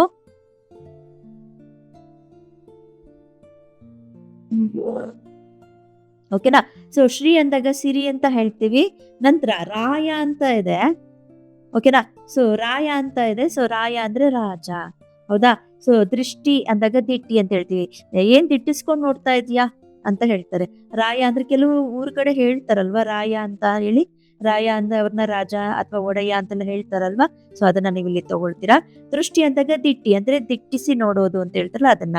ಆಕಾಶ ಅಂದ್ರೆ ಆಗಸ ಅಂತ ಇಲ್ಲಿ ನಾವು ಮಾತಾಡ್ಬೇಕಾಗತ್ತೆ. ಪರೀಕ್ಷಿಸು ಅಂದಾಗ ಪರೀಕ್ಷಿಸು ಅನ್ನೋದು. ಇಲ್ಲಿ ನೋಡಿ, ಪದದ ವ್ಯತ್ಯಾಸ ಆಗ್ತಾ ಇದೆ, ಅಲ್ಲಿ ಗಮನದಲ್ಲಿರ್ಲಿ. ತತ್ಸಮದಲ್ಲಿ ಇರುವಂತ ಪದಗಳು ತದ್ಭವಕ್ಕೆ ಬಂದಾಗ ಬದಲಾವಣೆ ಆಗ್ತಾ ಇರೋದ್ರಿಂದ ಇಲ್ಲಿ ಬದಲಾವಣೆಯನ್ನ ನೀವು ಗಮನಿಸಬಹುದು. ಓಕೆನಾ? ಮುಂದೆ ಹೋಗೋಣ. ಗುಣವಾಚಕ ಬಹಳ ಈಸಿಯಾಗಿ ನೀವು ಸ್ಕೋರ್ ಮಾಡುವಂತದ್ದು. ಸೊ ಗುಣವಾಚಕದಲ್ಲಿ ವಿಶೇಷವಾಗಿರುವಂತ ವಿಷಯವನ್ನ ನೀವು ಇಲ್ಲಿ ಹೇಳ್ಬೇಕಾಗತ್ತೆ. ಸೊ ಏನದು ಗುಣವಾಚಕ ವಿಶೇಷತೆ ಇರುವಂತದ್ದು ಏನು ಅನ್ನೋದನ್ನ ನೋಡೋದಾದ್ರೆ, ಈಗ ಗಮನದಲ್ಲಿ ಇಟ್ಕೊಳ್ಳಿ. ನೋಡಿ, ಘೋರ ಪಾಪಿ ಅಂತ ಇಲ್ಲಿ ಹೇಳ್ತಾ ಇದ್ದಾರೆ. ಸೊ ಯಾವ ತರ ಪಾಪಿ ಆತ ಅಂತ ಇಲ್ಲಿ ನಮ್ ಪ್ರಶ್ನೆ, ಹೌದಾ? ಅವನ್ ಪ್ರಶ್ನೆಗೆ ಕೇಳ್ತಾ ಇರೋದು ಯಾವ ತರ ನಮ್ಗೆ, ಅವನು ಘೋರ ಪಾಪಿ ಇದ್ದಾನೆ ಅಂದಾಗ ಯಾವ ತರ ಪಾಪಿ ಇದ್ದ? ಘೋರವಾಗಿದ್ದ ಅನ್ನೋದನ್ನ ನೀವು ಇಲ್ಲಿ ಹೇಳ್ತೀರಿ. ಹಾಗಾಗಿ ಇಲ್ಲಿ ಘೋರ ಅನ್ನೋದನ್ನ ನೀವು ಇಲ್ಲಿ ಮೆನ್ಷನ್ ಮಾಡ್ಬೇಕಾಗತ್ತೆ. ಅಲ್ಲಿ ದುರ್ಗಂಧ ಅಂತ ಹೇಳಿ ಕೊಡ್ತಾ ಇದಾರೆ, ಹೌದಾ? ಸೊ ದುರ್ಗಂಧ ಅಂದ ತಕ್ಷಣ ಅಲ್ಲಿ ಏನಾಗ್ತಿದೆ? ಕೆಟ್ಟದಾಗಿ ವಾಸನೆ ಬರ್ತಾ ಇದೆ ಅನ್ನುವಂಥದ್ದು. ಅನ್ನೋದನ್ನ ಮಾತ್ರ ನಾವಿಲ್ಲಿ ಕೋಟ್ ಮಾಡ್ತೀರಿ, ಆಯ್ತಾ? ಗಟ್ಟಿ ಪಾದ ಅಂತ ಇದೆ. ಸೊ ಗಟ್ಟಿ ಪಾದ ಅಂದ ತಕ್ಷಣ ನಮ್ಗೆ ಅಲ್ಲಿ ಯಾವ ತರ ಪಾದ ಇತ್ತು? ಸೊ ವಿಶೇಷತೆಯನ್ನ ನೀವು ಹೇಳ್ತಾ ಹೋಗ್ಬೇಕು, ಕರೆಕ್ಟಾ? ಹಾಗಾಗಿ ಮೊದಲ 2 ಪದಗಳು ಏನ್ ಬರ್ತಾ ಇದೆ ಅದನ್ನ ನಾವಿಲ್ಲಿ ಕೋಟ್ ಮಾಡ್ತೀವಿ. ಇಲ್ಲಿ ನೋಡಿ, ಮತ್ತೆ ಇಲ್ಲೊಂದು ಬದಲಾವಣೆ ಬರುತ್ತೆ ನಿಮ್ಗೆ. ಹೆಮ್ಮರ ಅಂತ ಇದೆ, ಹೌದಾ? ಹೆಮ್ಮರ ಅಂದಾಗ ಹೆಮ್ ಅಂತ ಬರೆಯಕ್ ಸಾಧ್ಯವೇ? ಇಲ್ಲ. ಹಿರಿದಾದ ಮರವನ್ನ ನಾವು ಹೆಮ್ಮರ ಅಂತ ಹೇಳ್ತೀವಿ. ಇಲ್ಲಿ ನೋಡ್ಬೇಕು, ನೀವು ಲೋಪದೋಷ ಆಗ್ತಾ ಇರೋದನ್ನ ಗಮನಿಸ್ಬೇಕು.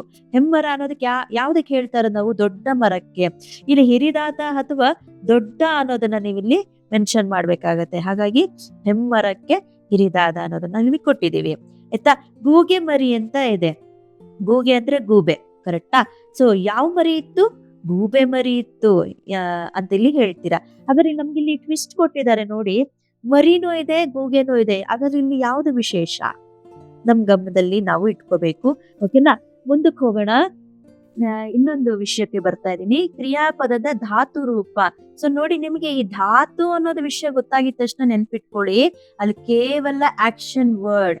ಆಯ್ತಾ? ಕ್ರಿಯಾಪದ ಅಲ್ಲಿ ಏನಿದೆ, ಕ್ರಿಯೆ ಏನಿದೆ ಅನ್ನೋದನ್ನ ಮಾತ್ರ ಹೇಳಬೇಕಾಗತ್ತೆ. ಆಯ್ತಾ? ಇಲ್ಲಿ ಯಾವುದೇ ರೀತಿಯಾದ ವಸ್ತುಗಾಗಿರ್ಬೋದು ಅಥವಾ ನಾಮಪದ ಇರುವಂತ ವ್ಯಕ್ತಿಗಳಿಗಾಗಿರ್ಬೋದು ಎಲ್ಲೂ ಹೇಳೋಂಗಿಲ್ಲ. ಅಂದ್ರೆ ಯಾವ ಜೆಂಡರ್ಗೂ ಹೇಳೋಂಗಿಲ್ಲ, ಏನೂ ಹೇಳೋಂಗಿಲ್ಲ. ನೇರವಾಗಿ ಮಾತಾಡ್ಬೇಕು, ಕ್ರಿಯೆ ಮಾತ್ರ ಇಲ್ಲಿರ್ಬೇಕಾಗತ್ತೆ. ಅದಕ್ಕೋಸ್ಕರ ತೂಗಿದನು ಅಂದಾಗ ಇಲ್ಲಿ ಯಾರೋ ಒಬ್ಬ ವ್ಯಕ್ತಿಗೆ ಹೇಳ್ತಾ ಇದಾರಲ್ವಾ ತೂಗಿದನು ಅಂತ ಹೇಳಿ. ಸೊ ಕೇವಲ ಬೇಕಾಗಿರೋದು ನಮ್ಗೆ ಉತ್ತರ ತೂಗು. ಸೊ ಧಾತು ಅಂತ ಬಂದಿದ ತಕ್ಷಣ ನೀವು ನೆನ್ಪು ಮಾಡ್ಕೊಳ್ಳಿ, ಅಲ್ಲಿ ಕೇವಲ ಆಕ್ಷನ್ ವರ್ಡ್ ಮಾತ್ರ. ಇದು ಹೆಂಗೆ ನಾವು ತಿಳ್ಕೊಳ್ಳೋದು ಅಂದ್ರೆ, ನಿಮ್ಗೆಲ್ಲ ಇಂಗ್ಲಿಷ್ ಮೀಡಿಯಂ ಆಗಿರುವಂತ ಮಕ್ಕಳಾದ್ರೆ ನೋಡಿ, ಈಸ್ ಗೋಯಿಂಗ್ ಅಂತ ಇರುತ್ತೆ ಅನ್ಕೊಳ್ಳೋಣ. ಆಯ್ತಾ? ಸೊ ಇಲ್ಲಿ ಯಾರನ್ನು ನಾವು ಹೇಳೋಂಗಿಲ್ಲ, ಗೋ ಅನ್ನೋದು ಮಾತ್ರ ಇಲ್ಲಿ ಮೆನ್ಷನ್ ಮಾಡ್ಬೇಕು ನಾವು. ಓಕೆನಾ? ಅದಕ್ಕೋಸ್ಕರ ತೂಗು ಅನ್ನೋದನ್ನ ಹೇಳ್ಬೇಕಾಗತ್ತೆ. ಆಯ್ತಾ? ಇಲ್ಲಿ ಯಾವ ವ್ಯಕ್ತಿಗೂ ಹೇಳ್ತಾ ಇಲ್ಲ ನಾವು, ಮತ್ತೆ ಇನ್ನು ಮೂರನೇ ಏನೇ ವ್ಯಕ್ತಿ ಇರ್ಲಿ, ವಸ್ತು ಆಗಿರ್ಲಿ, ಯಾವ್ದಕ್ಕೂ ನಾವು ತಿಳಿಸ್ತಾ ಇಲ್ಲ. ಅದನ್ನ ನಾವು ಗಮನದಲ್ಲಿ ಇಟ್ಕೊಂಡು ನಾವು ಇಲ್ಲಿ ಬರಿಬೇಕಾಗತ್ತೆ. ಓಕೆನಾ? ಮುಂದಕ್ಕೆ ಹೋಗೋಣ. ಕೊಟ್ಟರು ಅಂತ ಇದೆ, ಕೊಡು ಅನ್ನೋದು ಮಾತ್ರ ಇಲ್ಲಿ ಕೊಡು ಅಂತ ಹೇಳ್ಬೇಕು. ಕೊಟ್ಟ ಅಂತ ಬಂತು ಅಂದ್ರೆ ಏನಾಗತ್ತೆ? ಯಾರೋ ಒಬ್ಬ ವ್ಯಕ್ತಿಗೆ ಹೇಳ್ದಂಗ ಆಗತ್ತೆ. ಹೌದಾ? ಕೊಡು ಅನ್ನೋದು ಇಲ್ಲಿ ಮೆನ್ಷನ್ ಮಾಡಿ. ನೆಕ್ಸ್ಟ್, ಓದುವಳು. ಓದು ಇಲ್ಲಿ ಯಾರಿಗೂ ಹೇಳ್ತಿಲ್ಲ, ಓದು ಅಂದಿದ ತಕ್ಷಣ ಎಲ್ಲರಿಗೂ ಆಗತ್ತೆ ಆ ಮಾತು. ಹಾಗಾಗಿ ಓದು ಅನ್ನೋದು ಹೇಳ್ತೀರಿ. ನಿಂದರು ಅಂದಾಗ ಅಲ್ಲಿ ನಿಂತ್ಕೊಂಡ್ರು ಅಂತ ಹೇಳ್ತಿದ್ದಾರೆ. ಅಲ್ಲಿ ಏನೋ ಪ್ಲೂರಲ್ ಬರ್ತಾ ಇದೆ. ಇಲ್ಲಿ ನಿಂದರು ಅನ್ನೋ ಬದಲಾಗಿ ನಾವಿಲ್ಲಿ ನಿಲ್ಲು ಅನ್ನೋದನ್ನ ಹೇಳ್ಬೇಕು. ನಿಲ್ಲು ಅಂದಾಗ ಪ್ರತಿಯೊಬ್ಬರಿಗೂ ಕೂಡ ಅದು ಕೇಳಿಸುತ್ತೆ, ಅದು ಅವ್ರಿಗೆ ಅಂತೇಳಿ ಅರ್ಥ ಮಾಡ್ಕೋತಾರೆ. ಆತರ. ಬಂದಿತ್ತು ಅಂದಾಗ ಬರು. ಆಯ್ತಾ? ಬರು ಅಥವಾ ಬಾ ಅಂತ ಕೂಡ ಹೇಳ್ಬಹುದು. ಓಕೆನಾ? ಇವೆರಡರಲ್ಲಿ ಯಾವ್ದು ಬೇಕಾದ್ರೂ ನೀವು ಬರೀತೀರಿ. ಓಕೆನಾ?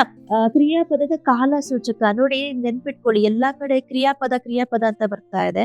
ಹಾಗೆ ಕಾಲ ಸೂಚಕ ಅಂದ್ರೆ ಏನು ನಿಮ್ಗೆ ಗೊತ್ತಿದೆ, ಯಾವ ಕಾಲದಲ್ಲಿ ಬರ್ತಾ ಇದೆ ಅನ್ನೋದನ್ನ ನಾವಿಲ್ಲಿ ತಿಳಿಸ್ಬೇಕು. ಹೌದಾ? ನಿಮ್ಗೆ ಎಂತ ಪಾಸ್ಟ್, ಪ್ರೆಸೆಂಟ್, ಫ್ಯೂಚರ್ ಅನ್ನೋದ್ರ ಬಗ್ಗೆ ಗೊತ್ತು. ಹಾಗೆ ಕನ್ನಡದಲ್ಲಿ ಏನಿದೆ, ಭೂತಕಾಲ, ಭವಿಷ್ಯತ್ ಕಾಲ, ವರ್ತಮಾನ ಕಾಲ ಅಂತೇಳಿ ಹೇಳ್ತೀವಿ. ಹೌದಾ? ಹಾಗಾಗಿ ಹೆಂಗೆ ನಾವು ಅದನ್ನ ಕಂಡುಹಿಡಿಯೋದು ಅನ್ನೋದಾದ್ರೆ, ಹಾಡುವಳು ಅಂತೇಳಿ ಇದೆ. ಸೊ ಇಲ್ಲಿ ಹಾಡುವಳು ಅನ್ನೋದೇನಾಗಿದೆ, ವಾ ಅನ್ನೋದು ಇಲ್ಲಿ ಬರ್ತಾ ಇದೆ. ಹೌದಾ? ಸೊ ವಾ ಅಂತ ಹಾಡುವಳು ಮುಂದೆ ಬರುತ್ತೆ ಅದು. ಆಯ್ತಾ? ಅದು ಹಾಡುವಳು ಯಾವಾಗ ಹಾಡ್ತಾಳೆ ಅದನ್ನ ನಾವು ಕಾಯ್ಬೇಕು. ಹಾಗಾಗಿ ಹಾಡುವಳು ಅಂದಾಗ ವಾ ಅನ್ನೋದು ಬರ್ತಿದೆ ಅಂದಾಗ ಅದು ಭವಿಷ್ಯತ್ ಕಾಲ ಆಗತ್ತೆ. ಆಯ್ತಾ? ಹೇಳುತ್ತಾರೆ ಅಂತ ಇದೆ. ಇಲ್ಲಿ ನೋಡ್ರಿ, ಉತ್ತ ಅನ್ನೋದು ಪ್ರನೌನ್ಸ್ ಆಗ್ತಾ ಇದೆ. ನಡೆಯುತ್ತೆ ಅಂತ ಬಂತು ಅಂದ್ರೆ ಆಗ್ಲೂ ಕೂಡ ನೀವು ಉತ ಅನ್ನೋದು ಪ್ರನೌನ್ಸ್ ಆಗ್ತಾ ಇರುತ್ತೆ. ಸೊ ಈಗ ಆಗತ್ತೆ, ಮುಂದೆ ಆಗತ್ತೆ ಅನ್ನೋದನ್ನ ನಾವಿಲ್ಲಿ ಮೆನ್ಷನ್ ಮಾಡ್ತಾ ಇದೀವಿ. ಸೊ ಪ್ರೆಸೆಂಟ್ ಅಲ್ಲಿ ಇದೆ, ಅದಕ್ಕೋಸ್ಕರ ನಾವು ವರ್ತಮಾನ ಕಾಲ ಅಂತ ಇಲ್ಲಿ ಮಾತಾಡ್ತೀವಿ. ಓಕೆನಾ? ಮುಂದೆ ಹೋದರು, ಆಗೋಗಿದೆ, ಕೆಲಸ ಆಗೋಗಿರೋದ್ರಿಂದ ಇಲ್ಲಿ ದಾ ಅನ್ನೋದು ಬರ್ತಾ ಇರೋದ್ರಿಂದ ದಯವಿಟ್ಟು ಅರ್ಥ ಮಾಡ್ಕೊಳ್ಳಿ. ವಾ ಅಂತ ಬಂದಾಗ ಭವಿಷ್ಯತ್ ಬರ್ತಿದೆ, ಉತ ಅಂತ ಏನಾದ್ರು ಅಲ್ಲಿದೆ ಅಂದ್ರೆ ಇಷ್ಟೇ, ನಿಮ್ಗೆ ಈಸಿ ಮೆಥಡ್ ತಗೋಬೇಕು. ಉತ ಅಂತ ಏನಾದ್ರು ಪ್ರನೌನ್ಸ್ ಆಗ್ತಾ ಇದೆ ಅಂದ್ರೆ ವರ್ತಮಾನ ಅಂತ ಹೇಳ್ತೀವಿ. ಇಲ್ಲಿ ದಾ ಅನ್ನೋದು ಇದೆ, ಹೋದರು ಅಂದ್ರೆ ಇಲ್ಲಿ ದಾ ಅನ್ನೋ ಪದ ಬರ್ತಾ ಇದೆ, ಸಾರಿ ಅಕ್ಷರ ಇದೆ. ಹಾಗಾಗಿ ಅದನ್ನ ಭೂತಕಾಲ ಅಂತ ಇಲ್ಲಿ ಹೇಳ್ತೀವಿ. ಓಕೆನಾ? ಸೊ ಈಸಿ ಅಂತ ಅನ್ನಿಸ್ತಾ ಇದು. ಹೀಗಾಗಿ ನಿಮ್ಗೆ ಕಂಡುಹಿಡಿಯೋದು ಬಹಳ ಈಸಿ ಇದೆ. ಅದನ್ನ ನೀವು ಗಮನದಲ್ಲಿ ಇಟ್ಕೊಂಡು ಇದನ್ನ ಉತ್ತರಿಸಿ. ಮುಂದೆ ವಿಭಕ್ತಿ ಪ್ರತ್ಯಯ, ಇದು ಸೂತ್ರ ನಿಮಗೆ ನೆನಪಿದೆ ಅಂದ್ರೆ ಖಂಡಿತ ಇದು ಈಸಿ ಆಗತ್ತೆ. ಸೂತ್ರ ನೆನಪಿಟ್ಕೊಳ್ಳಿ. ಮೊದಲಿಗೆ ಏನು ಸೂತ್ರ? ಅದು ಪ್ರಥಮದಲ್ಲಿ ಏನು? ಪ್ರಥಮದಲ್ಲಿ ನಮ್ಗೆ ಉ, ಹೌದಾ? ದ್ವಿತೀಯದಲ್ಲಿ ನಮಗೆ ಅನ್ನು ಅಂತ ಇದೆ, ಹೌದಾ? ತೃತೀಯದಲ್ಲಿ ಇಂದ ಅಂತ ಇದೆ, ಕರೆಕ್ಟಾ? ಹಾಗೆ ಚತುರ್ಥಿಯಲ್ಲಿ ಗೆ ಅಂತೇಳಿ ಹೇಳ್ತೀವಿ, ಹೌದಾ? ನಂತರ ನೆಕ್ಸ್ಟ್ ಪಂಚಮಿ ಇದೆ. ಸೊ ಪಂಚಮಿ ಅಂತ ತಗೊಂಡಾಗ ಅಲ್ಲಿ ಏನಾಗುತ್ತೆ? ದೆಸೆಯಿಂದ, ಹೌದಾ? ನಂತರ ಪಂಚಮಿ ಆದ ತಕ್ಷಣ ಷಷ್ಠಿ ಬರುತ್ತೆ. ಸೊ ಷಷ್ಠಿನಲ್ಲಿ ನಿಮಗೆ ಆ ಅಂತ ಬಂತು. ನೆಕ್ಸ್ಟ್ ಕೊನೆಯದಾಗಿ ಸಪ್ತಮಿ ಅಲ್ಲಿ. ಆಯ್ತಾ? ನೋಡ್ರಿ, ಇದು ಗೊತ್ತಾಗಿದೆ ಅಂದ್ರೆ, ನಿಮ್ಗೆ ಇದು ಗೊತ್ತಿದೆ ಅಂದ್ರೆ ಖಂಡಿತ ಇದನ್ನ ಸರಳವಾಗಿ ಗುರ್ತಿಸಬಹುದು ನೀವು. ನೋಡಿ ದುರದೋಳ್ ಅಂತ ಇದೆ, ಸಪ್ತಮಿ ಬರ್ತಾ ಇದೆ. ಮೇಡಮ್ ಇಲ್ಲಿ ನಮ್ಗೆ ಬೇರೆ ಏನೋ ಇದೆಯಲ್ಲ ಅಂದಾಗ ಇದು ಮೊದಲನೇದು ಬಂದು ನಮಗೆ ಇದು ಹೊಸಗನ್ನಡ ಆಗಿರುತ್ತೆ. ಹೌದಾ? ಹೊಸಗನ್ನಡ ಆಗಿರುತ್ತೆ. ಹಳೆಗನ್ನಡದಲ್ಲಿ ಇದೆ ಅಂತ ಅನ್ನೋದಾದ್ರೆ, ಹಳೆಗನ್ನಡದಲ್ಲಿ ಅಂದ್ರೆ ಉ ಅಂದಾಗ ಅಲ್ಲಿ ಕೇವಲ ಅನ್ನೋದು ಮಾತ್ರ ಬರುತ್ತೆ. ಇಲ್ಲಿ ಆಮ್ ಅನ್ನೋದು ಬರುತ್ತೆ. ಇಂದ ಅಂದಾಗ ಇಂದಮ್ ಅಂತ ಬರುತ್ತೆ. ಗೆ ಸೇಮ್ ಇರುತ್ತೆ. ದೆಸೆಯಿಂದ ಅಂದಾಗ ಅತ್ತಣಿಮ್ ಅಂತ ಬರುತ್ತೆ. ಇಲ್ಲಿ ಷಷ್ಠಿನಲ್ಲಿ ಬದಲಾವಣೆ, ಇಲ್ಲಿ ಆ ಇರುತ್ತೆ. ಸಪ್ತಮಿಲ್ ಮಾತ್ರ ಒಳ್ ಅಥವಾ ಆ ಅನ್ನೋದು ದೀರ್ಘ ಇಲ್ಲಿ ನಾವು ನೋಡ್ತೀವಿ. ಆಯ್ತಾ? ಸೊ ಹಾಗಾಗಿ ನಮ್ಗೆ ಇಲ್ಲಿ ಗುರುತಿಸ್ಬೇಕು. ದುರದೋಳ್ ಅಂದಾಗ ಒಳ್ ಅನ್ನೋದು ಶುರು ಆಗ್ತಿರೋದು ಯಾವ್ದ್ರಲ್ಲಿ? ಸಪ್ತಮಿಯಲ್ಲಿ. ಹಾಗೆ ಮನೆಗೆ ಅಂದಾಗ ಎಲ್ಲಿ ಬರ್ತಾ ಇದೆ? ಚತುರ್ಥಿಯಲ್ಲಿ ಇದೆ ಗೆ. ಹೌದಾ? ವಲ್ಲಭನ ಅಂತ ಎಲ್ಲಿ ಬರ್ತಾ ಇದೆ? ಷಷ್ಠಿನಲ್ಲಿ ಬರ್ತಾ ಇದೆ. ಆ ಪ್ರನೌನ್ಸ್ ಆಗ್ತಾ ಇದೆ. ಹೌದಾ? ಇಲ್ಲಿ ಒಳ್ ಅನ್ನೋದು ಇದೆಯಾ? ಇಲ್ಲಿ ಗೆ ಮಾತ್ರ ಇದೆಯಾ? ಇಲ್ಲಿ ನಾ ನಲ್ಲಿ ನಾವು ಬಿಡಿಸ್ಬೇಕು. ನ ಪ್ಲಸ್ ಆ ಅಂದಾಗ ಅಲ್ಲಿ ನಾ ಆಗ್ತಾ ಇದೆ. ಸೊ ಇಲ್ಲಿ ಆ ಇದೆ. ಹಾಗಾಗಿ ಇಲ್ಲಿ ನಾ ಇರೋದ್ರಿಂದ ಷಷ್ಠಿ ಅಂತ ಇಲ್ಲಿ ಹೇಳ್ತೀವಿ. ಓಕೆನಾ? ಸೊ ಇದು ನಿಮ್ಗೆ ತುಂಬಾ ಈಸಿಯಾಗಿ ಅರ್ಥ ಆಯ್ತು ಅಂತ ಅನ್ಕೋತೀನಿ. ಓಕೆನಾ? ನೀವು ಇದರಲ್ಲಿ ಸ್ಕೋರ್ ಮಾಡೋದ್ರ ಕಡೆ ಗಮನವನ್ನ ಹರಿಸಿ. ಮತ್ತೆ ಈಗ ದ್ವಿರುಕ್ತಿ ಕಡೆ ಗಮನ ಕೊಡೋಣ. ದ್ವಿರುಕ್ತಿ ಅಂತ ಹೇಳಿ ನಿಮಗೆ ಕೊಟ್ಟಾಗ ಅದರಲ್ಲಿ ಒಂದು ನೀವೇ ಬರೆಯೋದಕ್ಕೆ ಹೇಳ್ಬೋದು, ಅಥವಾ ಈ ದ್ವಿರುಕ್ತಿ ಪದಗಳನ್ನ ಸ್ವಂತ ವಾಕ್ಯದಲ್ಲಿ ಬರೆಯಿರಿ ಅಂತ ಹೇಳಿ ಕೂಡ ಕೊಡ್ಬಹುದು. ಆಯ್ತಾ? ಆತರ ಒಂದು ಸಣ್ಣ ಉದಾಹರಣೆ ಕೊಟ್ಟಿದ್ದೀನಿ ಇಲ್ಲಿ. ಬೇಗ ಬೇಗ ಇಲ್ಲಿ ನೀವೇ ಬರೀಬಹುದು. ಇದು ಸಹಾಯಕ ಪದಗಳು. ದ್ವಿರುಕ್ತಿ ಅಂದ್ರೇನು? ದ್ವಿರುಕ್ತಿ 2 ಬಾರಿ ಉಚ್ಚಾರಣೆ ಆಗುವಂಥದ್ದು. ಆಯ್ತಾ? ಸೊ ಇದು ಸಹಾಯಕ ಪದ ಆಗಿರೋದ್ರಿಂದ ಬೇಗ ಬೇಗ, ನಡೆ ನಡೆ, ಮೆಲ್ಲ ಮೆಲ್ಲನೆ ಅನ್ನೋದನ್ನ ನಾನು ಹೇಳಿದ್ದೀನಿ. ನೀವೇ ಸ್ವಂತವಾಗಿ ಬರೆಯೋದಕ್ಕೆ ಹೇಳುದು ಅಂದಾಗ ಈ ರೀತಿಯಾಗಿ ಬರೀರಿ, ಅಥವಾ ಸ್ವಂತ ವಾಕ್ಯದಲ್ಲಿ ಬರೀರಿ ಅಂದಾಗ ಕೂಡ ಇದನ್ನ ಒಂದು ಪದವಾಗಿ ನೀವು ಇಲ್ಲಿ ಬರೀತಾ ಹೋಗ್ಬೇಕಾಗತ್ತೆ. ವಾಕ್ಯವನ್ನ ನೀವು ರಚನೆ ಮಾಡ್ಬೇಕಾಗತ್ತೆ. ಓಕೆನಾ? ಮುಂದೆ ಹೋಗೋಣ. ಅನುಕರಣ ವ್ಯಯ ನೋಡಿ. ಈಗಷ್ಟೇ ನಾವು ದ್ವಿರುಕ್ತಿ ನೋಡಿದ್ವಿ, ಇಲ್ಲಿ ಅನುಕರಣ ವ್ಯಯ ಅಂದ್ರೆ ಒಂದೇ ಅದನ್ನ ಮಿಮಿಕ್ರಿ ಅಂತೀವಲ್ವಾ, ಆ ತರ ಅನುಕರಣೆ ಅಂದ್ರೆ ಅದನ್ನ ಮತ್ತೊಮ್ಮೆ ಉಚ್ಚಾರಣೆ ಮಾಡುವಂತದ್ದು. ಆಯ್ತಾ? ಇದು ಯಾವುದೇ ರೀತಿಯಾದ ಸಹಾಯಕ ಪದ ಅಲ್ಲ, ಕೇವಲ ನಾವು ಮಾತಾಡುವಾಗ ಬಳಸುವಂತದ್ದು. ಏನ್ ಫಳಫಳ ಅಂತ ಹೊಳಿತಾ ಇತ್ತಪ್ಪ, ಏನ್ ದಗದಗ ಅಂತ ಬೆಂಕಿ ಹತ್ಕೊಂಡು ಉರಿತಿತ್ತು. ಆಯ್ತಾ? ಅಲ್ಲಿ ಹಾವು ಸರಸರ ಅಂತ ಹರಿತಾ ಹೋಗ್ತಿದೆ ಅಂತ ಅನ್ನೋದನ್ನ ನಾವಿಲ್ಲಿ ಹೇಳ್ತೀವಿ. ಓಕೆನಾ? ನುಡಿಗಟ್ಟುಗಳು. ಸೊ ನುಡಿಗಟ್ಟುನಲ್ಲಿ ನಿಮ್ಗೆ ಸಂಪೂರ್ಣವಾಗಿ ಸ್ವಂತ ವಾಕ್ಯದಲ್ಲಿ ಬರೆಯೋದಕ್ಕೆ ಹೇಳ್ತಾರೆ. ಅದಕ್ಕೆ ಉದಾಹರಣೆ ಇಲ್ಲಿ 3 ತಗೊಂಡಿದ್ದೀನಿ ನಾನು. ದಾರಿದೀಪ. ಸೊ ದಾರಿದೀಪ ಅಂದ ತಕ್ಷಣ ನಿಮ್ ಮೈಂಡ್ ಅಲ್ಲಿ ಬಂದ್ಬಿಡ್ತಿದೆ, ರಸ್ತೆನಲ್ಲಿ ಇರುವಂತ ದಾರಿದೀಪ ಅಂತೇಳಿ. ಅಲ್ಲ, ದಾರಿದೀಪ ಅಂದ್ರೆ ಅವರು ಮಾರ್ಗದರ್ಶಕರಾಗಿರ್ಬೇಕು. ಆಯ್ತಾ? ನಿಮಗೆ ಯಾರು ಮಾರ್ಗದರ್ಶಕರು ಅನ್ನೋದನ್ನ ನೀವಿಲ್ಲಿ ಉದಾಹರಣೆಯನ್ನ ನೀವಿಲ್ಲಿ ಬರೀಬೇಕು. ಆಯ್ತಾ? ಅದನ್ನ ಸ್ವಂತ ವಾಕ್ಯದಲ್ಲಿ ನೀವು ಇಲ್ಲಿ ರಚನೆಯನ್ನ ಮಾಡಿ. ಆಯ್ತಾ? ತಲೆ ತೂಗು ಅಂತಂದಾಗ ಏನಾದ್ರು ಹೇಳಿದಾಗ ತಲೆ ತೂಗೋದು ಅಂತೇಳಿ ಒಪ್ಪಿಗೆ ಇದೆಯೋ, ಅಥವಾ ಅವ್ರು ಹೇಳಿದ್ದು ಸರಿ ಅಂತ ಹೇಳ್ತಾ ಇದ್ದೀರೋ, ಯಾವ್ದಕ್ಕೆ ಕ್ಷಮೆನ ಕೇಳೋದಕ್ಕೋಸ್ಕರ ಆಯ್ತು ಅಂತೇಳಿ ತಲೆ ಬಾಗ್ತಾ ಇದ್ದೀರೋ ಅನ್ನೋದನ್ನ ನೀವು ಇಲ್ಲಿ ಕರೆಕ್ಟ್ ಆಗಿ ಮೆನ್ಷನ್ ಮಾಡ್ತೀರಾ. ಆಯ್ತಾ? ನೆಕ್ಸ್ಟ್ ಹಿತ್ತಾಳೆ ಕಿವಿ. ಹಿತ್ತಾಳೆ ಕಿವಿ ಅಂತಂದ್ರೆ ಹಿತ್ತಾಳೆ ಕಿವಿ ಅಂತೇಳಿ ಹೇಳ್ತಾ ಇದ್ರೆ, ಸೊ ಹಿತ್ತಾಳೆ ಕಿವಿ ಅಂತಂದ್ರೆ ಏನು? ಹಾಗಾದ್ರೆ ಅಲ್ಲಿ ಕಿವಿ ಹಿತ್ತಾಳೆ ಆಗಿದೆ? ಇಲ್ಲ. ಹಿತ್ತಾಳೆ ಕಿವಿ ಅಂದ್ರೆ ಚಾಡಿ ಮಾತನ್ನ ಕೇಳುವಂತವ್ರು. ಆಯ್ತಾ? ಸೊ ಚಾಡಿ ಮಾತು ಯಾರು ಹೇಳ್ತಾ ಇದಾರೆ? ಈ ಮಾತನ್ನ ಕೇಳಿ ಇನ್ನೊಬ್ರ ಹತ್ರ ಹೇಳ್ತಾ ಇದಾರೆ. ಅದನ್ನ ಹಿತ್ತಾಳೆ ಕಿವಿ ಅಂತ ಹೇಳೋದು. ಅದಕ್ಕೆ ನೀವು ಯಾವ ರೀತಿಯಾಗಿ ವಾಕ್ಯವನ್ನ ರಚನೆ ಮಾಡ್ತೀರಾ ನಿಮಗ್ ಬಿಟ್ಟಿದ್ದು. ಓಕೆನಾ? ಮುಂದೆ ಸೊ ನಿಷೇಧಾರ್ಥಕ ಪದ ಅಂದ್ರೆ ಏನು ಅದನ್ನ ಅರ್ಥ ಮಾಡ್ಕೊಳ್ಳಿ. ನಿಷೇಧ. ಆಯ್ತಾ? ನಿಷೇಧ ಅಂದ್ರೆ ಬೇಡ ಅಂತ ಹೇಳಿ ಅರ್ಥ. ಹಾಗಾದ್ರೆ ನಮ್ಗೆ ಕೆಲವೊಂದು ಪದಾರ್ಥಗಳಿಗೆ ನಿಷೇಧಿಸಲಾಗಿದೆ ಅಂತೇಳಿ ಹೇಳಿರ್ತಾರೆ, ಅದನ್ನೇ ಜನಗಳು ಕೊಂಡ್ಕೊಳ್ಳೋದು. ಕರೆಕ್ಟಾ? ಇಲ್ಲಿ ರಸ್ತೆಗೆ ಬರಬಾರ್ದು ಅಂತ ಹೇಳಿದ್ದಾರೆ, ನಿಷೇಧವನ್ನ ಹೂಡಿದ್ದಾರೆ ಅಂತೆಲ್ಲ ಹೇಳ್ತಾರೆ. ಆದ್ರೂ ಕೂಡ ಆ ಕೆಲಸವನ್ನ ಮಾಡೇ ಮಾಡ್ತಾರೆ. ಹಂಗೆ ಇಲ್ಲಿ ಪದವನ್ನ ಕೊಟ್ಟಿದ್ದಾರೆ ನೋಡಿ. ಹಾಡುವಳು ಅಂದ ತಕ್ಷಣ ಇಲ್ಲಿ ಹಾಡುವುದಿಲ್ಲ ಅಂತ ಹೇಳ್ಬೋದಿತ್ತು, ಮಾಡಲ್ಲ ಅನ್ನೋದನ್ನ ಹೇಳ್ಬೋದಿತ್ತು. ಆದ್ರೆ ಇಲ್ಲ, ಇಲ್ಲಿ ಆಲ್ರೆಡಿ ಒಂದು ಹೆಣ್ಣು ಮಗಳಿಗೆ ಹೇಳ್ತಾ ಇರೋದ್ರಿಂದ ಹಾಡುಗಳು ಅಂತ ಬಂದಾಗ ಈಗ ಅವಳು ಹಾಡೋದಿಲ್ಲ ಅನ್ನೋದನ್ನ ನಾವಿಲ್ಲಿ ಹಾಡಳು ಅನ್ನೋದನ್ನೇ ಹೇಳ್ಬೇಕಾಗತ್ತೆ. ಆಯ್ತಾ? ತಿನ್ನುವನು ಅಂದ ತಕ್ಷಣ ನಾವಿಲ್ಲಿ ತಿನ್ನನು, ಅವನು ತಿನ್ನಲ್ಲ ಅನ್ನೋದನ್ನ ನಾವಿಲ್ಲಿ ಮೆನ್ಷನ್ ಮಾಡ್ಬೇಕು. ಆಯ್ತಾ?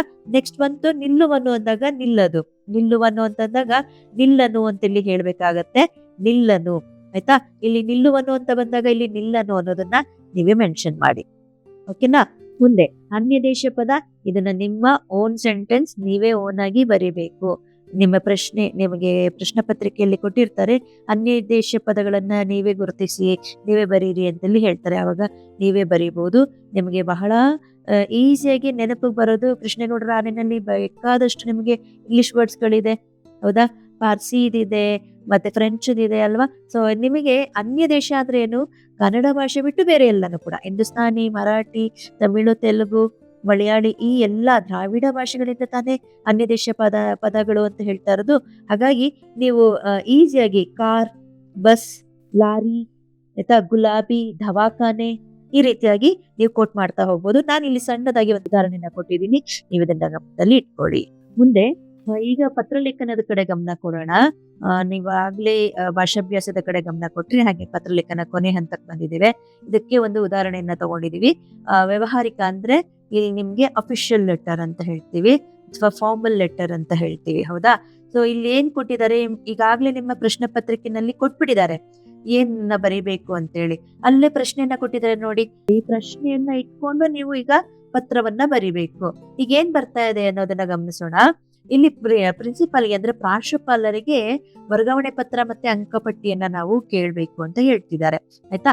ಸೊ ಇಲ್ಲಿ ಏನಂತ ಹೇಳ್ತಾ ಇದ್ದಾರೆ ಅಂದ್ರೆ, ನಿಮ್ಗೆ ವರ್ಗಾವಣೆ ಪತ್ರ ಅಂದ್ರೆ ಏನು? TC, ಓಕೆನಾ?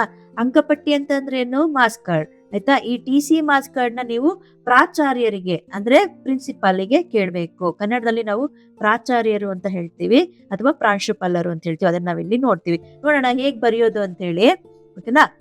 ಈಗ ನಿಮ್ಗೆ ಫುಲ್ ಶೀಟ್ ಇರುತ್ತೆ, ಹೌದಾ? ನಿಮ್ಗೆ ಏನ್ ಬರಿಬೇಕು ಅಂತಂದ್ರೆ, ನಿಮ್ಮ ಶೀಟ್ ಇದು ಅಂತ ಅನ್ಕೊಳ್ಳೋಣ. ಅಂದ್ರೆ ನೀವು ಬರೀತಾ ಇರುವಂತ ಪೇಪರ್ ಅಲ್ಲಿ ಇದು ಫುಲ್ ಶೀಟ್ ಲೆಟರ್ಗೆ ಇರ್ಬೇಕಾಗತ್ತೆ. ಮೊದಲಿಗೆ ನೀವೇನ್ ಬರಿಬೇಕು, ಇಲ್ಲಿ ಸ್ಟಾರ್ಟಿಂಗ್ ಅಲ್ಲಿ ದಿನಾಂಕವನ್ನ ಸೂಚಿಸ್ಬೇಕಾಗತ್ತೆ, ಆಯ್ತಾ? ದಿನಾಂಕವನ್ನ ಮೆನ್ಷನ್ ಮಾಡಿ. ಸ್ಥಳವನ್ನ ಬರಿಬಹುದು, ಅದ್ ಕೇಳಿದ್ರೆ ನೀವು ಬರೀತೀರಿ, ಆಯ್ತಾ? ಸ್ಥಳ ಆಗುತ್ತೆ. ಅದಾದ್ಮೇಲೆ ಈಗ ಯಾರು ಕೇಳ್ತಾ ಇರೋದು? ನೀವು ಕೇಳ್ತಾ ಇರೋದಲ್ವಾ? ಹಾಗಾಗಿ ಇಲ್ಲಿ ಇಂದ ಇದೆ. ಇಂದನಲ್ಲಿ ಏನ್ ಕೇಳಿದಾರೆ? ಅಲ್ಲಿ ಭುವನ ಅನ್ನುವಂತ ಹೆಸರಿದೆ, ಹೌದಾ? ಭುವನ ಅನ್ನೋ ವಿದ್ಯಾರ್ಥಿನಿ ಇಲ್ಲಿ ದ್ವಿತೀಯ PUC ವಿದ್ಯಾ ವಿಕಾಸ ಪದವಿ ಪೂರ್ವ ಕಾಲೇಜು ಮೈಸೂರು. ಇಲ್ಲಿವರೆಗೂ ಕೂಡ ನೀವು ಇಷ್ಟುನು ಕೂಡ ಇಂದಾನಲ್ಲಿ ಅಡ್ರೆಸ್ ಅನ್ನ ನೀವು ಬರೀತೀರಾ, ಈ ಜಾಗದಲ್ಲಿ ಬರೀತೀರಾ, ಓಕೆನಾ? ಸೊ ಇಲ್ಲಿ ಬರೀತೀರಾ, ಅಲ್ಲಿ ಏನ್ ಹೆಸರು ಬರ್ದಿದ್ರ ನೋಡ್ಕೊಳ್ಳಿ, ಆಯ್ತಾ? ಅದಾದ್ಮೇಲೆ ಒಂದ್ ಲೈನ್ ಬಿಡ್ತೀರಿ, ನಂತರ ಗೆ ಬರೀತೀರಿ. ಗೆ ಬರ್ದು ಇಲ್ಲೇನ್ ಬರ್ಬೇಕು? ಪ್ರಾಚಾರ್ಯರು. ಆಲ್ರೆಡಿ ಅಲ್ಲಿ ಪ್ರಾಚಾರ್ಯರು ಅಂತ ಕೊಟ್ಟಿದ್ದಾರೆ, ಆಯ್ತಾ? ನಿಮ್ಮ ಓನ್ ಆಗಿ ವರ್ಡ್ಸ್ ಗಳನ್ನ ಬರೆಯಕ್ ಹೋಗ್ಬೇಡಿ, ಪ್ರಾಚಾರ್ಯರಿಗೆ ಅಂತ ಕೇಳ್ತೀರಿ, ಆಯ್ತಾ? ಆಮೇಲೆ ಎಲ್ಲಿ ಆ ಪ್ರಾಚಾರ್ಯರು? ನಿಮ್ ಕಾಲೇಜು ಏನಿದೆ ಹೆಸರು? ವಿದ್ಯಾ ವಿಕಾಸ ಪದವಿ ಪೂರ್ವ ಕಾಲೇಜು ಮೈಸೂರು. ಅಷ್ಟು ಕೂಡ ಮತ್ತೊಮ್ಮೆ ಇಲ್ಲಿ ಬರೀತೀರಿ, ಓಕೆನಾ? ಸೊ ಇಲ್ಲಿ ಬರೀತೀರಿ. ಬರ್ದಾದ್ಮೇಲೆ ನಂತರ ಮಾನ್ಯರೇ, ಒಂದ್ ಲೈನ್ ಬಿಟ್ಟು ಬರಿಬೇಕು, ಮಾನ್ಯರೇ. ಇಲ್ಲಿ ಮತ್ತೆ ಕಾಮ ಹಾಕ್ಬೇಕು, ಮಸ್ಟ್ ಅಂಡ್ ಶುಡ್ ಕಾಮ ಇರ್ಲೇಬೇಕಾಗತ್ತೆ. ಇದಾದ್ಮೇಲೆ ವಿಷಯ ಬರೀತೀರಾ, ಓಕೆನಾ? ಸೊ ವಿಷಯ ಬರೀತೀರಿ. ವಿಷಯ ಏನು? ಅಂಕಪಟ್ಟಿ ಮತ್ತೆ ವರ್ಗಾವಣೆ ಪತ್ರವನ್ನ ಕೋರಿ ನೀವು ಕೇಳ್ತಾ ಇದ್ದೀರಾ, ಹೌದಾ? ಅಂಕಪಟ್ಟಿ ಮತ್ತು ವರ್ಗಾವಣೆ ಪತ್ರವನ್ನ ಕೋರಿ ಅಂತೇಳಿ ಬರೀತೀರಿ, ಅಥವಾ ಅಂಕಪಟ್ಟಿ ಮತ್ತು ವರ್ಗಾವಣೆಯ ಪಡೆಯುವುದರ ಬಗ್ಗೆ ಅಂತ ಕೂಡ ಬರಿಬಹುದು. ಬರ್ದಾದ್ಮೇಲೆ ಇಲ್ಲಿ ಸ್ಟಾರ್ಟಿಂಗ್ ಅಲ್ಲಿ ನೀವೇನ್ ಮಾಡ್ಬೇಕು? ಮೇಲ್ಕಂಡ, ಆಯ್ತಾ? ಮೇಲ್ಕಂಡ ವಿಷಯಕ್ಕೆ ಸಂಬಂಧಿಸಿದಂತೆ ಅಂತೇಳಿ ಶುರು ಮಾಡ್ತೀರಿ. ಶುರು ಮಾಡಿ ನಿಮಗೇನ್ ಅನ್ನಿಸ್ತು ಅಂದ್ರೆ, ನೀವೇನಿಕ್ಕೋಸ್ಕರ ವರ್ಗಾವಣೆ ಪತ್ರ ಅಂಕಪಟ್ಟಿಯನ್ನ ಕೇಳ್ತಾ ಇದೀರ ಅನ್ನೋದನ್ನ ಪೂರ್ತಿಯಾಗಿ ಬಾಡಿ ಆಫ್ ದ ಲೆಟರ್ ಅಂತ ಹೇಳ್ತೀವಲ್ವಾ, ಸೊ ಅದನ್ನ ಬರೀತೀರಾ. ಬರ್ದಾದ್ಮೇಲೆ ನಂತರ ಇಲ್ಲಿ ಅವರಿಗೆ ಧನ್ಯವಾದಗಳನ್ನ ತಿಳಿಸ್ತೀರಿ ಅಥವಾ ವಂದನೆಗಳನ್ನ ತಿಳಿಸ್ತೀರಿ. ಧನ್ಯವಾದ ಅಥವಾ ವಂದನೆಗಳು, ನಿಮಗೆ ತಿಳಿದಿರೋರಲ್ವಾ ಇವರು, ವಂದನೆಗಳೊಂದಿಗೆ ಅಂತೇಳಿ ನೀವಿಲ್ಲಿ ಬರೀತೀರಿ. ಬರ್ದ ನಂತರ ಕಾಮ ಹಾಕಿ, ಆಮೇಲೆ ಸಂಪೂರ್ಣ ಆದ್ಮೇಲೆ ಈ ಎಂಡ್ ಅಲ್ಲಿ, ಆಯ್ತಾ? ಈ ಕೊನೆ ನೆಕ್ಸ್ಟ್ ಲೈನ್ ಅಲ್ಲಿ ಬರ್ಬೇಕು ನೀವು. ಇಂತಿ ನಿಮ್ಮ ವಿದ್ಯಾರ್ಥಿನಿ ಅಥವಾ ವಿದ್ಯಾರ್ಥಿ, ಅಲ್ಲಿ ಏನ್ ಕೊಟ್ಟಿರ್ತಾರೋ ಅದನ್ನ ನೋಡ್ಕೊಳ್ಳಿ. ಆಮೇಲೆ ಅಲ್ಲಿ ಏನ್ ಹೆಸರಿತ್ತು ಅದೇ ಹೆಸರನ್ನ ಬರಿಬೇಕು, ಇಷ್ಟೇ, ಆಯ್ತಾ? ನೀವಿಷ್ಟು ಬರ್ದಿದ್ದೀರಾ ಅಂದ್ರೆ ನಿಮಗೆ 4 ಅಂಕ ಅಲ್ಲಿ ಪೂರ್ತಿಯಾಗಿ ಕೊಡ್ತಾರೆ, ಆಯ್ತಾ? ನೀಟಾಗಿ ಈ ಫಾರ್ಮ್ಯಾಟ್ 1, 2, 3, 4, 5, 6, 7 ಈ 7 ಪಾಯಿಂಟ್ ನೀವು ಬರ್ದಿದ್ದೀರಾ ಅಂದ್ರೆ 2 ಅಂಕ ಇದ್ದೇ ಇರುತ್ತೆ. ಇನ್ನು ಈ ಬಾಡಿ ಆಫ್ ದ ಲೆಟರ್ ಅಂತ ಏನ್ ಎಕ್ಸ್ಪ್ಲೇನ್ ಮಾಡಿರ್ತೀರೋ ಅದಕ್ಕೆ 2 ಅಂಕ ಇರುತ್ತೆ. ಹಾಗಾಗಿ ನಿಮ್ಗೆ ಒಟ್ಟು 4 ಅಂಕ. ದಯವಿಟ್ಟು ಗಮನದಲ್ಲಿಟ್ಕೊಂಡು ಇದನ್ನ ನೀವು ಬರೀತೀರಿ, ಆಯ್ತಾ? ಇದು ನಿಮಗೆ ಒಂದು ವ್ಯವಹಾರಿಕವಾದ ಪತ್ರ ಆಯ್ತು. ನಂತರ ಮುಂದೆ ಹೋಗೋಣ. ಇಲ್ಲಿ ವೈಯಕ್ತಿಕ ಅಂದ್ರೆ ಪರ್ಸನಲ್ ಲೆಟರ್, ಆಯ್ತಾ? ಈ ಪರ್ಸನಲ್ ಲೆಟರ್ ಅಲ್ಲಿ ನೋಡಿ ನಿಮ್ಗೆ ಏನಂತ ಕೊಟ್ಟಿದ್ದಾರೆ? ವಿಜಯ ದ್ವಿತೀಯ PUC ಸರ್ಕಾರಿ ಪದವಿ ಪೂರ್ವ ಕಾಲೇಜು ಉಡುಪಿ, ಈ ವಿಳಾಸದಲ್ಲಿ ನೀವೇನ್ ಇದ್ದೀರಾ ಅಂತ ನೀವ್ ಅನ್ಕೊಂಡು, ರಚನಾ ಅನ್ನುವಂತ ದ್ವಿತೀಯ PUC ವಿದ್ಯಾರ್ಥಿನಿಗೆ ಅಂದ್ರೆ ಸರ್ಕಾರಿ ಪದವಿ ಪೂರ್ವ ಕಾಲೇಜು, ಆಯ್ತಾ? ಈ ಸರ್ಕಾರಿ ಪದವಿ ಪೂರ್ವ ಕಾಲೇಜಿನಲ್ಲಿ ಓದ್ತಾ ಇರುವಂತವ್ರು ಅಂತೇಳಿ ಇಲ್ಲೇನಿದೆ ಅದೇನೆ. ಸದ್ವಿದ್ಯಾ ಅನ್ನೋ ಕಾಲೇಜಿನಲ್ಲಿ ಓದ್ತಿದ್ದಾರೆ ಶಿರ್ಸಿನಲ್ಲಿ. ಆಯ್ತಾ.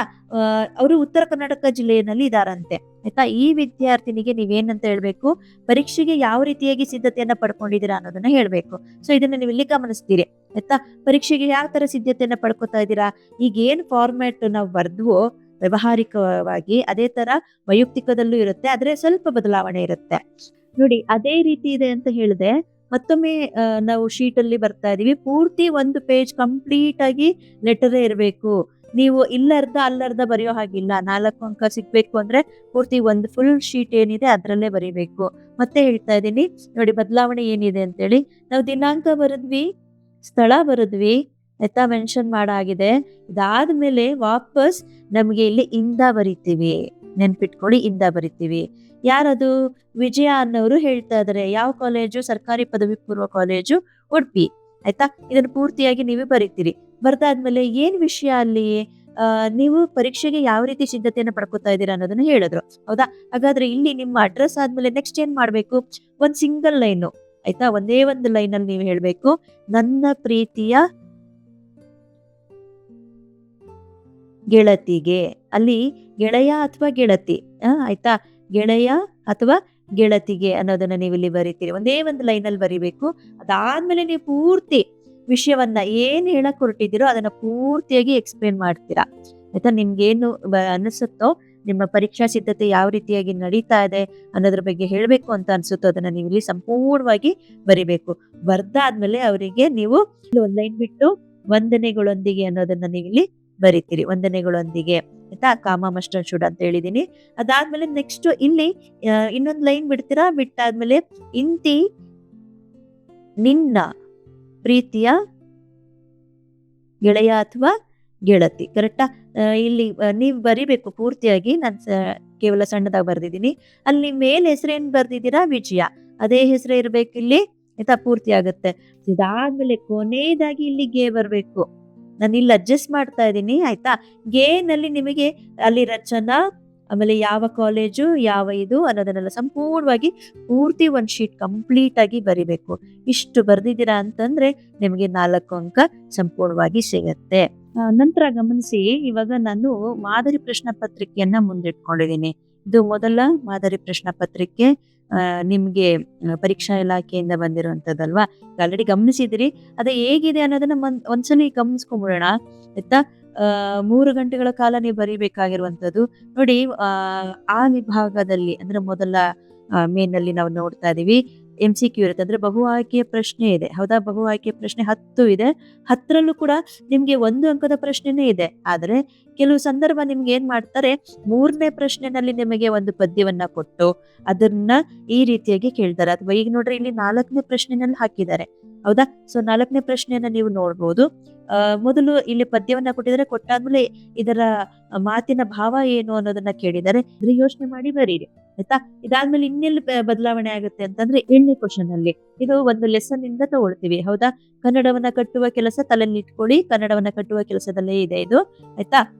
ಎಲ್ಲೂ ಬದಲಾವಣೆ ಆಗಲ್ಲ. 7ನೇ ಕ್ವಶನ್ ಅಲ್ಲೇ ಈ ರೀತಿ ಒಂದು ಪ್ಯಾರಾಗ್ರಾಫ್ ನ ಕೊಟ್ಟು ನಂತರ ಕ್ವಶನ್ ನ ಮಾಡುವಂಥದ್ದು. ಇದಾದ್ಮೇಲೆ ನಿಮಗೆ ನಾಟಕ ಅಂದ್ರೆ ದೀರ್ಘಗದ್ಯ, ಕೃಷ್ಣೇಗೌಡರ ಆನೆ. ಅದರಲ್ಲೂ ಕೂಡ ನಿಮಗೆ ಯಾವ್ದಾದ್ರೂ ಆಗಿರ್ಬೋದು, ಯಾವ ಅಧ್ಯಾಯ ಆದ್ರೂ ಆಗಿರ್ಬೋದು, ಅದರಿಂದ ತಗೊಳ್ತಾರೆ. ಆದ್ರೆ ಮೇನ್ 6ನೇ ಅಧ್ಯಾಯದಲ್ಲೇ ಹೆಚ್ಚಾಗಿ ತಗೊಂತಾ ಇರೋದು. ಅದನ್ನು ಗಮನದಲ್ಲಿ ಇಟ್ಕೊಳ್ಳಿ. ಇದನ್ನ ನೋಡಿ. ಆಯ್ತಾ. ಇದು 6ನೇ ಅಧ್ಯಾಯ. ಇದು ಕೊಟ್ಟಿದ್ದಾರೆ, ಗಮನಿಸಿ. ಕ್ವಶನ್ ಕೊಟ್ಮೇಲೆ ಏನಿದೆ ಇದರ ಅರ್ಥ, ಇದಕ್ಕೆ ಸರಿಯಾದ ಹೊಂದಿಕೆ ಆಗುವಂತ ಉತ್ತರ ಏನು ಅನ್ನೋದನ್ನ ನೀವು ಇಲ್ಲಿ ಬರೀತೀರಾ. ಆಯ್ತಾ. ಅದಾದ್ಮೇಲೆ 1 ಅಂಕದ ಪ್ರಶ್ನೆ ನೀವೇನ್ ಓದಿರ್ತೀರೋ ಅದೇ ಇರುತ್ತೆ. ಇಲ್ಲಿ ಆಲ್ರೆಡಿ ಉತ್ತರವನ್ನ ಕೊಟ್ಟಿದ್ದಾರೆ. ಆಯ್ತಾ. ಅಲ್ಲಿ ಬ್ರಾಕೆಟ್ ಅಲ್ಲಿ ಹಾಕಿಟ್ಟಿದ್ದಾರೆ. ಆ ಡ್ಯಾಶ್ ನ ನೀವು ತುಂಬ್ತಾ ಹೋಗ್ಬೇಕು. ಪ್ರಶ್ನೆಗೆ ಉತ್ತರವನ್ನ ಓದಿರ್ತೀರಲ್ಲ, ಇಲ್ಲ ಬರೀ ಆನ್ಸರ್ ಮಾತ್ರ ಇಲ್ಲಿ ಮಾಡ್ತೀರಾ. ದುರಾಸೆ ಹುಡುಗನನ್ನ ನಿರಾಕರಿಸಿದವರು ನಿಶಾ ಶರ್ಮಾ. ಅಲ್ಲಿ ಪ್ರಶ್ನೆ ಆಗಿತ್ತು, ಅದು ಉತ್ತರ ನೀವು ಇಲ್ಲೇ ಬರೀತೀರಾ. ಹೌದಾ. ಈ ರೀತಿಯಾಗಿ ನೀವು ನೋಡ್ಬೋದು. ಓಕೆನಾ. ಮುಂದೆ ನಾನು ಈಗಾಗಲೇ ಚರ್ಚೆನ ಮಾಡಿದ್ದೆ ಹೊಂದಿಸಿ ಬರೀರಿನಲ್ಲಿ. ಹೊಂದಿಸಿ ಬರೀರಿನಲ್ಲಿ ಏನಿದೆ, ನೀವು ಪದ್ಯಗಳ ಹೆಸರು ಮತ್ತೆ ಕವಿಯ ಹೆಸರುಗಳನ್ನ ತಿಳ್ಕೊಂಡಿದ್ರೆ ಅಥವಾ ಅವರ ಕೃತಿಗಳನ್ನ ನೀವು ನೋಡ್ಕೊಂಡಿರೋದಾದ್ರೆ ಅದನ್ನ ನೀವು ಹೊಂದಿಸ್ಬೋದು ಅಂತೇಳಿ ಹೇಳಿದ್ದೆ. ಹಾಗಾಗಿ ಅದೇ ತರ ಇಲ್ಲಿ ಬರ್ತಾ ಇದೆ ನೋಡಿ. ಪುಲಿಗೆರೆ ಸೋಮನಾಥ ಸೋಮೇಶ್ವರ ಶತಕವನ್ನ ನೀವು ಮ್ಯಾಚ್ ಮಾಡ್ತೀರಾ. ಪುರಂದರದಾಸರು ಪುರಂದರ ವಿಠಲ ಅಂತೇಳಿ ಹೇಳ್ತೀವಿ. ಹಾಗೆ ಇಲ್ಲಿ 5 ಪ್ರಶ್ನೆಗೆ 6 ಉತ್ತರಗಳನ್ನ ಕೊಟ್ಟಿರ್ತಾರೆ. ಯಾವುದು ಸಮಂಜಸವಾಗಿದೆ ಅನ್ನೋದನ್ನ ನೀವು ಇಲ್ಲಿ ಬರಿಬಹುದು. ಆಯ್ತಾ. ಇದಾದ್ಮೇಲೆ ನೆಕ್ಸ್ಟ್ ನಿಮಗೆ ಪದ್ಯದ ಒಂದು ಭಾಗ ನಿಮಗೆ ಇಲ್ಲಿ ಪ್ರಶ್ನೆ ಬರುತ್ತೆ. ಆನಲ್ಲಿ ನಿಮಗೆ ಪದ್ಯದ 4 ಪ್ರಶ್ನೆನಲ್ಲಿ 3 ಕೇಳ್ತಾರೆ. ಮತ್ತೆ ಗದ್ಯದಲ್ಲಿ 4 ಪ್ರಶ್ನೆಯಲ್ಲಿ 2 ಪ್ರಶ್ನೆ ಬರಿಬೇಕು ಅಂತ ಹೇಳ್ತಿದ್ದಾರೆ. ಮತ್ತೆ ದೀರ್ಘ ಗದ್ಯದಲ್ಲಿ 4 ಪ್ರಶ್ನೆಯನ್ನ ಕೊಟ್ಟು 3 ಕೇಳಿದ್ದಾರೆ. ಇದೇ ತರ ನಿಮಗೆ ಸಂದರ್ಭ ಕೂಡ ಆಗಿರುತ್ತೆ. ಮೊದಲಿಗೆ ಪದ್ಯ, ಆಮೇಲೆ ಗದ್ಯ, ನಂತರ ನಾಟಕ. ಅದಾದ ನಂತರ ಮತ್ತೊಮ್ಮೆ ನಿಮ್ಗೆ ಇಲ್ಲಿ ಪದ್ಯ ಇದೆ. ಪದ್ಯದಲ್ಲಿ ಒಂದು ಪದ್ಯವನ್ನ ನೀವು 40 ಪ್ರಶ್ನೆನಲ್ಲಿ ನೀವು ಗಮನಿಸ್ತೀರಿ. ಪದ್ಯ ಭಾಗವನ್ನ ಯಾವ್ದಾದ್ರು ಒಂದು ಪದ್ಯ ಭಾಗವನ್ನ ತಗೊಂಡು ಅದನ್ನ ನಿಮಗೆ ಕ್ವಶನ್ ಆಗಿ ತಗೊಳ್ತಾರೆ. ನೋಡಿ ಎಷ್ಟು ಈಸಿ ಆಗಿದೆ ನಿಮ್ಗೆ, ಆಯ್ತಾ. ಇದು 3 ಪ್ರಸಂಗಗಳು ಅಂದ್ರೆ ದ್ರೌಪದಿಗೆ ಅವಮಾನಕ್ಕೊಳಗಾದ 3 ಪ್ರಸಂಗಗಳು ಯಾವುವು ಅನ್ನೋ ಪ್ರಶ್ನೆ ಓದಿದ್ದೀರಾ ಅಂದ್ರೆ ಇದು ಈಸಿಯಾಗಿ ನಿಮ್ಗೆ ಸಿಗತ್ತೆ, ಆಯ್ತಾ. ಸೊ ಇದನ್ನ ಇದು ಕೂಡ ನೀವು ಆನ್ಸರ್ ಮಾಡ್ಬೋದು. ಇಲ್ಲಿ ಪದ್ಯ ಭಾಗ ಆಯ್ತು, 4 ಅಂಕದ ಪ್ರಶ್ನೆ. ಗದ್ಯ ಭಾಗ ಇದೆ, ನಂತರ ದೀರ್ಘ ಗದ್ಯದ ಒಂದು ಪ್ರಶ್ನೆ. ಇಷ್ಟು ಕೂಡ ಆಗತ್ತೆ. ಈಗಷ್ಟು ನಾವು ಚರ್ಚೆ ಮಾಡಿದ್ವಿ ಭಾಷಾಭ್ಯಾಸ. ನಾ ಹೇಳಿದೆ 8 ಅಂಕಗಳು ಬರುತ್ತೆ. ಯಾವ್ದಾದ್ರು 4 ಅಂತ ಹೇಳಿದೆ ನೋಡಿ. ನಾನಾರ್ಥ, ಗುಣವಾಚಕ, ಧಾತು, ಮತ್ತೆ ಕಾಲಸೂಚಕ, ಕಾಲವನ್ನು ಅಂತ ಹೇಳಿದ್ದಾರೆ, ಕಾಲಸೂಚಕನೇ ಅದು. ವಿಭಕ್ತಿ ಪ್ರತ್ಯಯ, ತತ್ಸಮ ತದ್ಭವ. ಇಷ್ಟು ನೋಡ್ರಿ ನಮಗೆ ಸಮಂಜಸವಾಗಿರುವಂತದ್ದೇ, ಅಂದ್ರೆ ನಾರ್ಮಲ್ ಆಗಿ ಕೇಳ್ತಾ ಇರೋದನ್ನೇ ನಮ್ಗೆ ಇಲ್ಲಿ ಕೊಟ್ಟಿರೋದು. ಅದನ್ನ ನಿಮ್ಗೆ ತಿಳಿಸಿದೀನಿ. ನಂತರ ನಿಮ್ಗೆ ನೆಕ್ಸ್ಟ್ ಪ್ರಬಂಧ ಇದೆ. ಪ್ರಬಂಧದಲ್ಲಿ ಈಗ ಅಷ್ಟೇ ಮಾತಾಡಿದ್ವಿ ನಾವು. ಕೊನೆಯದಾಗಿ ಪತ್ರಲೇಖನ, ಒಂದು ವ್ಯವಹಾರಿಕ ಮತ್ತೊಂದು ವೈಯಕ್ತಿಕವಾಗಿರುವಂತದ್ದು. ಎರಡನ್ನು ಕೂಡ ನೀವು ಗಮನಿಸ್ತೀರಿ.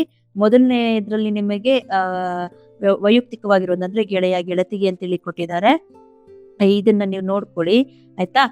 ಮತ್ತೆ ನಂತರ ನಿಮ್ಗೆ ಇಲ್ಲಿ ವ್ಯವಹಾರಿಕವಾಗಿರುವಂತದ್ದು, ಆಯ್ತಾ. ಇಲ್ಲಿ ನಿಮ್ಗೆ ಜಿಲ್ಲಾಧಿಕಾರಿಗೆ ಬರೀಬೇಕು ಅಂತ ಹೇಳಿ ಕೊಟ್ಟಿದ್ದಾರೆ. ನಿಮಗೆ ಒಂದು ಸಣ್ಣ ಉದಾಹರಣೆ ರೀತಿಯಲ್ಲಿ ನಾನು ಕೊಟ್ಟಿದ್ದೆ ಈಗಷ್ಟೇ. ಅದನ್ನ ನೀವು ಗಮನಿಸ್ಕೊಂಡ್ರೆ ಅದೇ ಒಂದು ಮಾದರಿಯಲ್ಲಿ ನೀವು ಉತ್ತರಗಳನ್ನ ಬರೀತಾ ಹೋಗ್ಬೋದು. ಸೊ ಇಲ್ಲಿಗೆ ಒಂದು ಮಾಡಲ್ ಪೇಪರ್ ಅಂದ್ರೆ ಮಾದರಿ ಪ್ರಶ್ನೆ ಪತ್ರಿಕೆ ಏನಿತ್ತು ಅದನ್ನ ನಾವಿಲ್ಲಿ ಚರ್ಚೆ ಮಾಡಿದ್ದೇವೆ. ಆತ್ಮೀಯರೇ, ಇದೀಗ ಭಾಷಾಭ್ಯಾಸ, ಪ್ರಬಂಧ, ಪತ್ರಲೇಖನ ಹಾಗೂ ಮಾದರಿ ಪ್ರಶ್ನೆ ಪತ್ರಿಕೆಗಳ ಕಡೆ ಗಮನವನ್ನ ಹರಿಸಿದ್ರಿ. ಎಲ್ಲರಿಗೂ ಕೂಡ ಇಷ್ಟ ಆಗಿದೆ ಅಂತ ನಾ ಭಾವಿಸ್ತೇನೆ. ಹಾಗೆ ನೀವು ಇಷ್ಟು ದಿನ ನಮ್ಮನ್ನ ಪ್ರೋತ್ಸಾಹಿಸೋದಕ್ಕಾಗಿ ತಮಗೆ ತುಂಬು ಹೃದಯ ಧನ್ಯವಾದಗಳನ್ನ ತಿಳಿಸ್ತೇವೆ. ಜೊತೆಗೆ ಈ ಎಲ್ಲವನ್ನು ಕೂಡ ಅಂದ್ರೆ ಎಲ್ಲಾ ಸಂಚಿಕೆಗಳನ್ನ ನೀವು ಫಾಲೋ ಮಾಡ್ಕೊಂಡೇ ಬಂದಿದ್ದೀರಿ. ಹಾಗಾಗಿ ಎಲ್ಲಾ ರೀತಿಯಲ್ಲೂ ಕೂಡ ನಿಮ್ಗೆ ವಿಷಯಗಳು ತಲುಪಿದೆ ಅಂತ ನಾವು ಭಾವಿಸ್ತೇನೆ. ಹಾಗಾಗಿ ಎಲ್ಲರೂ ಕೂಡ ಉತ್ತಮವಾಗಿ ಓದಿ 80ಕ್ಕೆ 80 ಅಂಕಗಳನ್ನ ಪಡ್ಕೊಡಿ ಅಂತ ಹೇಳ್ತಾ, ದಿವ್ಯಗೆ ಶಿಕ್ಷಣ ಸಂಸ್ಥೆಯಿಂದ ನಿಮ್ಮೆಲ್ಲರಿಗೂ ಕೂಡ ತುಂಬು ಹೃದಯದಿಂದ ನಾವು ಆಶೀರ್ವದಿಸ್ತಾ ಇದ್ದೇವೆ. ಜೊತೆಗೆ ಈ ಚಾನಲ್ನ ನೀವು ಬಹಳಷ್ಟು ಎಲ್ಲರೂ ಕೂಡ ಮೆಚ್ಕೊಂಡಿದ್ದೀರಿ, ಸಬ್ಸ್ಕ್ರೈಬ್ ಮಾಡಿದ್ದೀರಿ, ಲೈಕ್ ಕೊಟ್ಟಿದ್ದೀರಿ, ಹಾಗೆ ಕಮೆಂಟ್ಸ್ಗಳು ಕೂಡ ಕೊಡ್ತಾ ಬರ್ತಿದ್ದೀರಿ. ಇದೇ ರೀತಿಯಾಗಿ ನಮ್ಗೆ ಪ್ರೋತ್ಸಾಹ ನೀಡಿ ಅಂತ ಹೇಳ್ತಾ, ದಿವ್ಯಗೆ ಶಿಕ್ಷಣ ಸಂಸ್ಥೆಯಿಂದ ನಿಮ್ಮೆಲ್ಲರಿಗೂ ಕೂಡ ವಂದನೆಗಳನ್ನ ಸಲ್ಲಿಸ್ತಾ ಇದ್ದೀರಿ. ನಮಸ್ಕಾರ.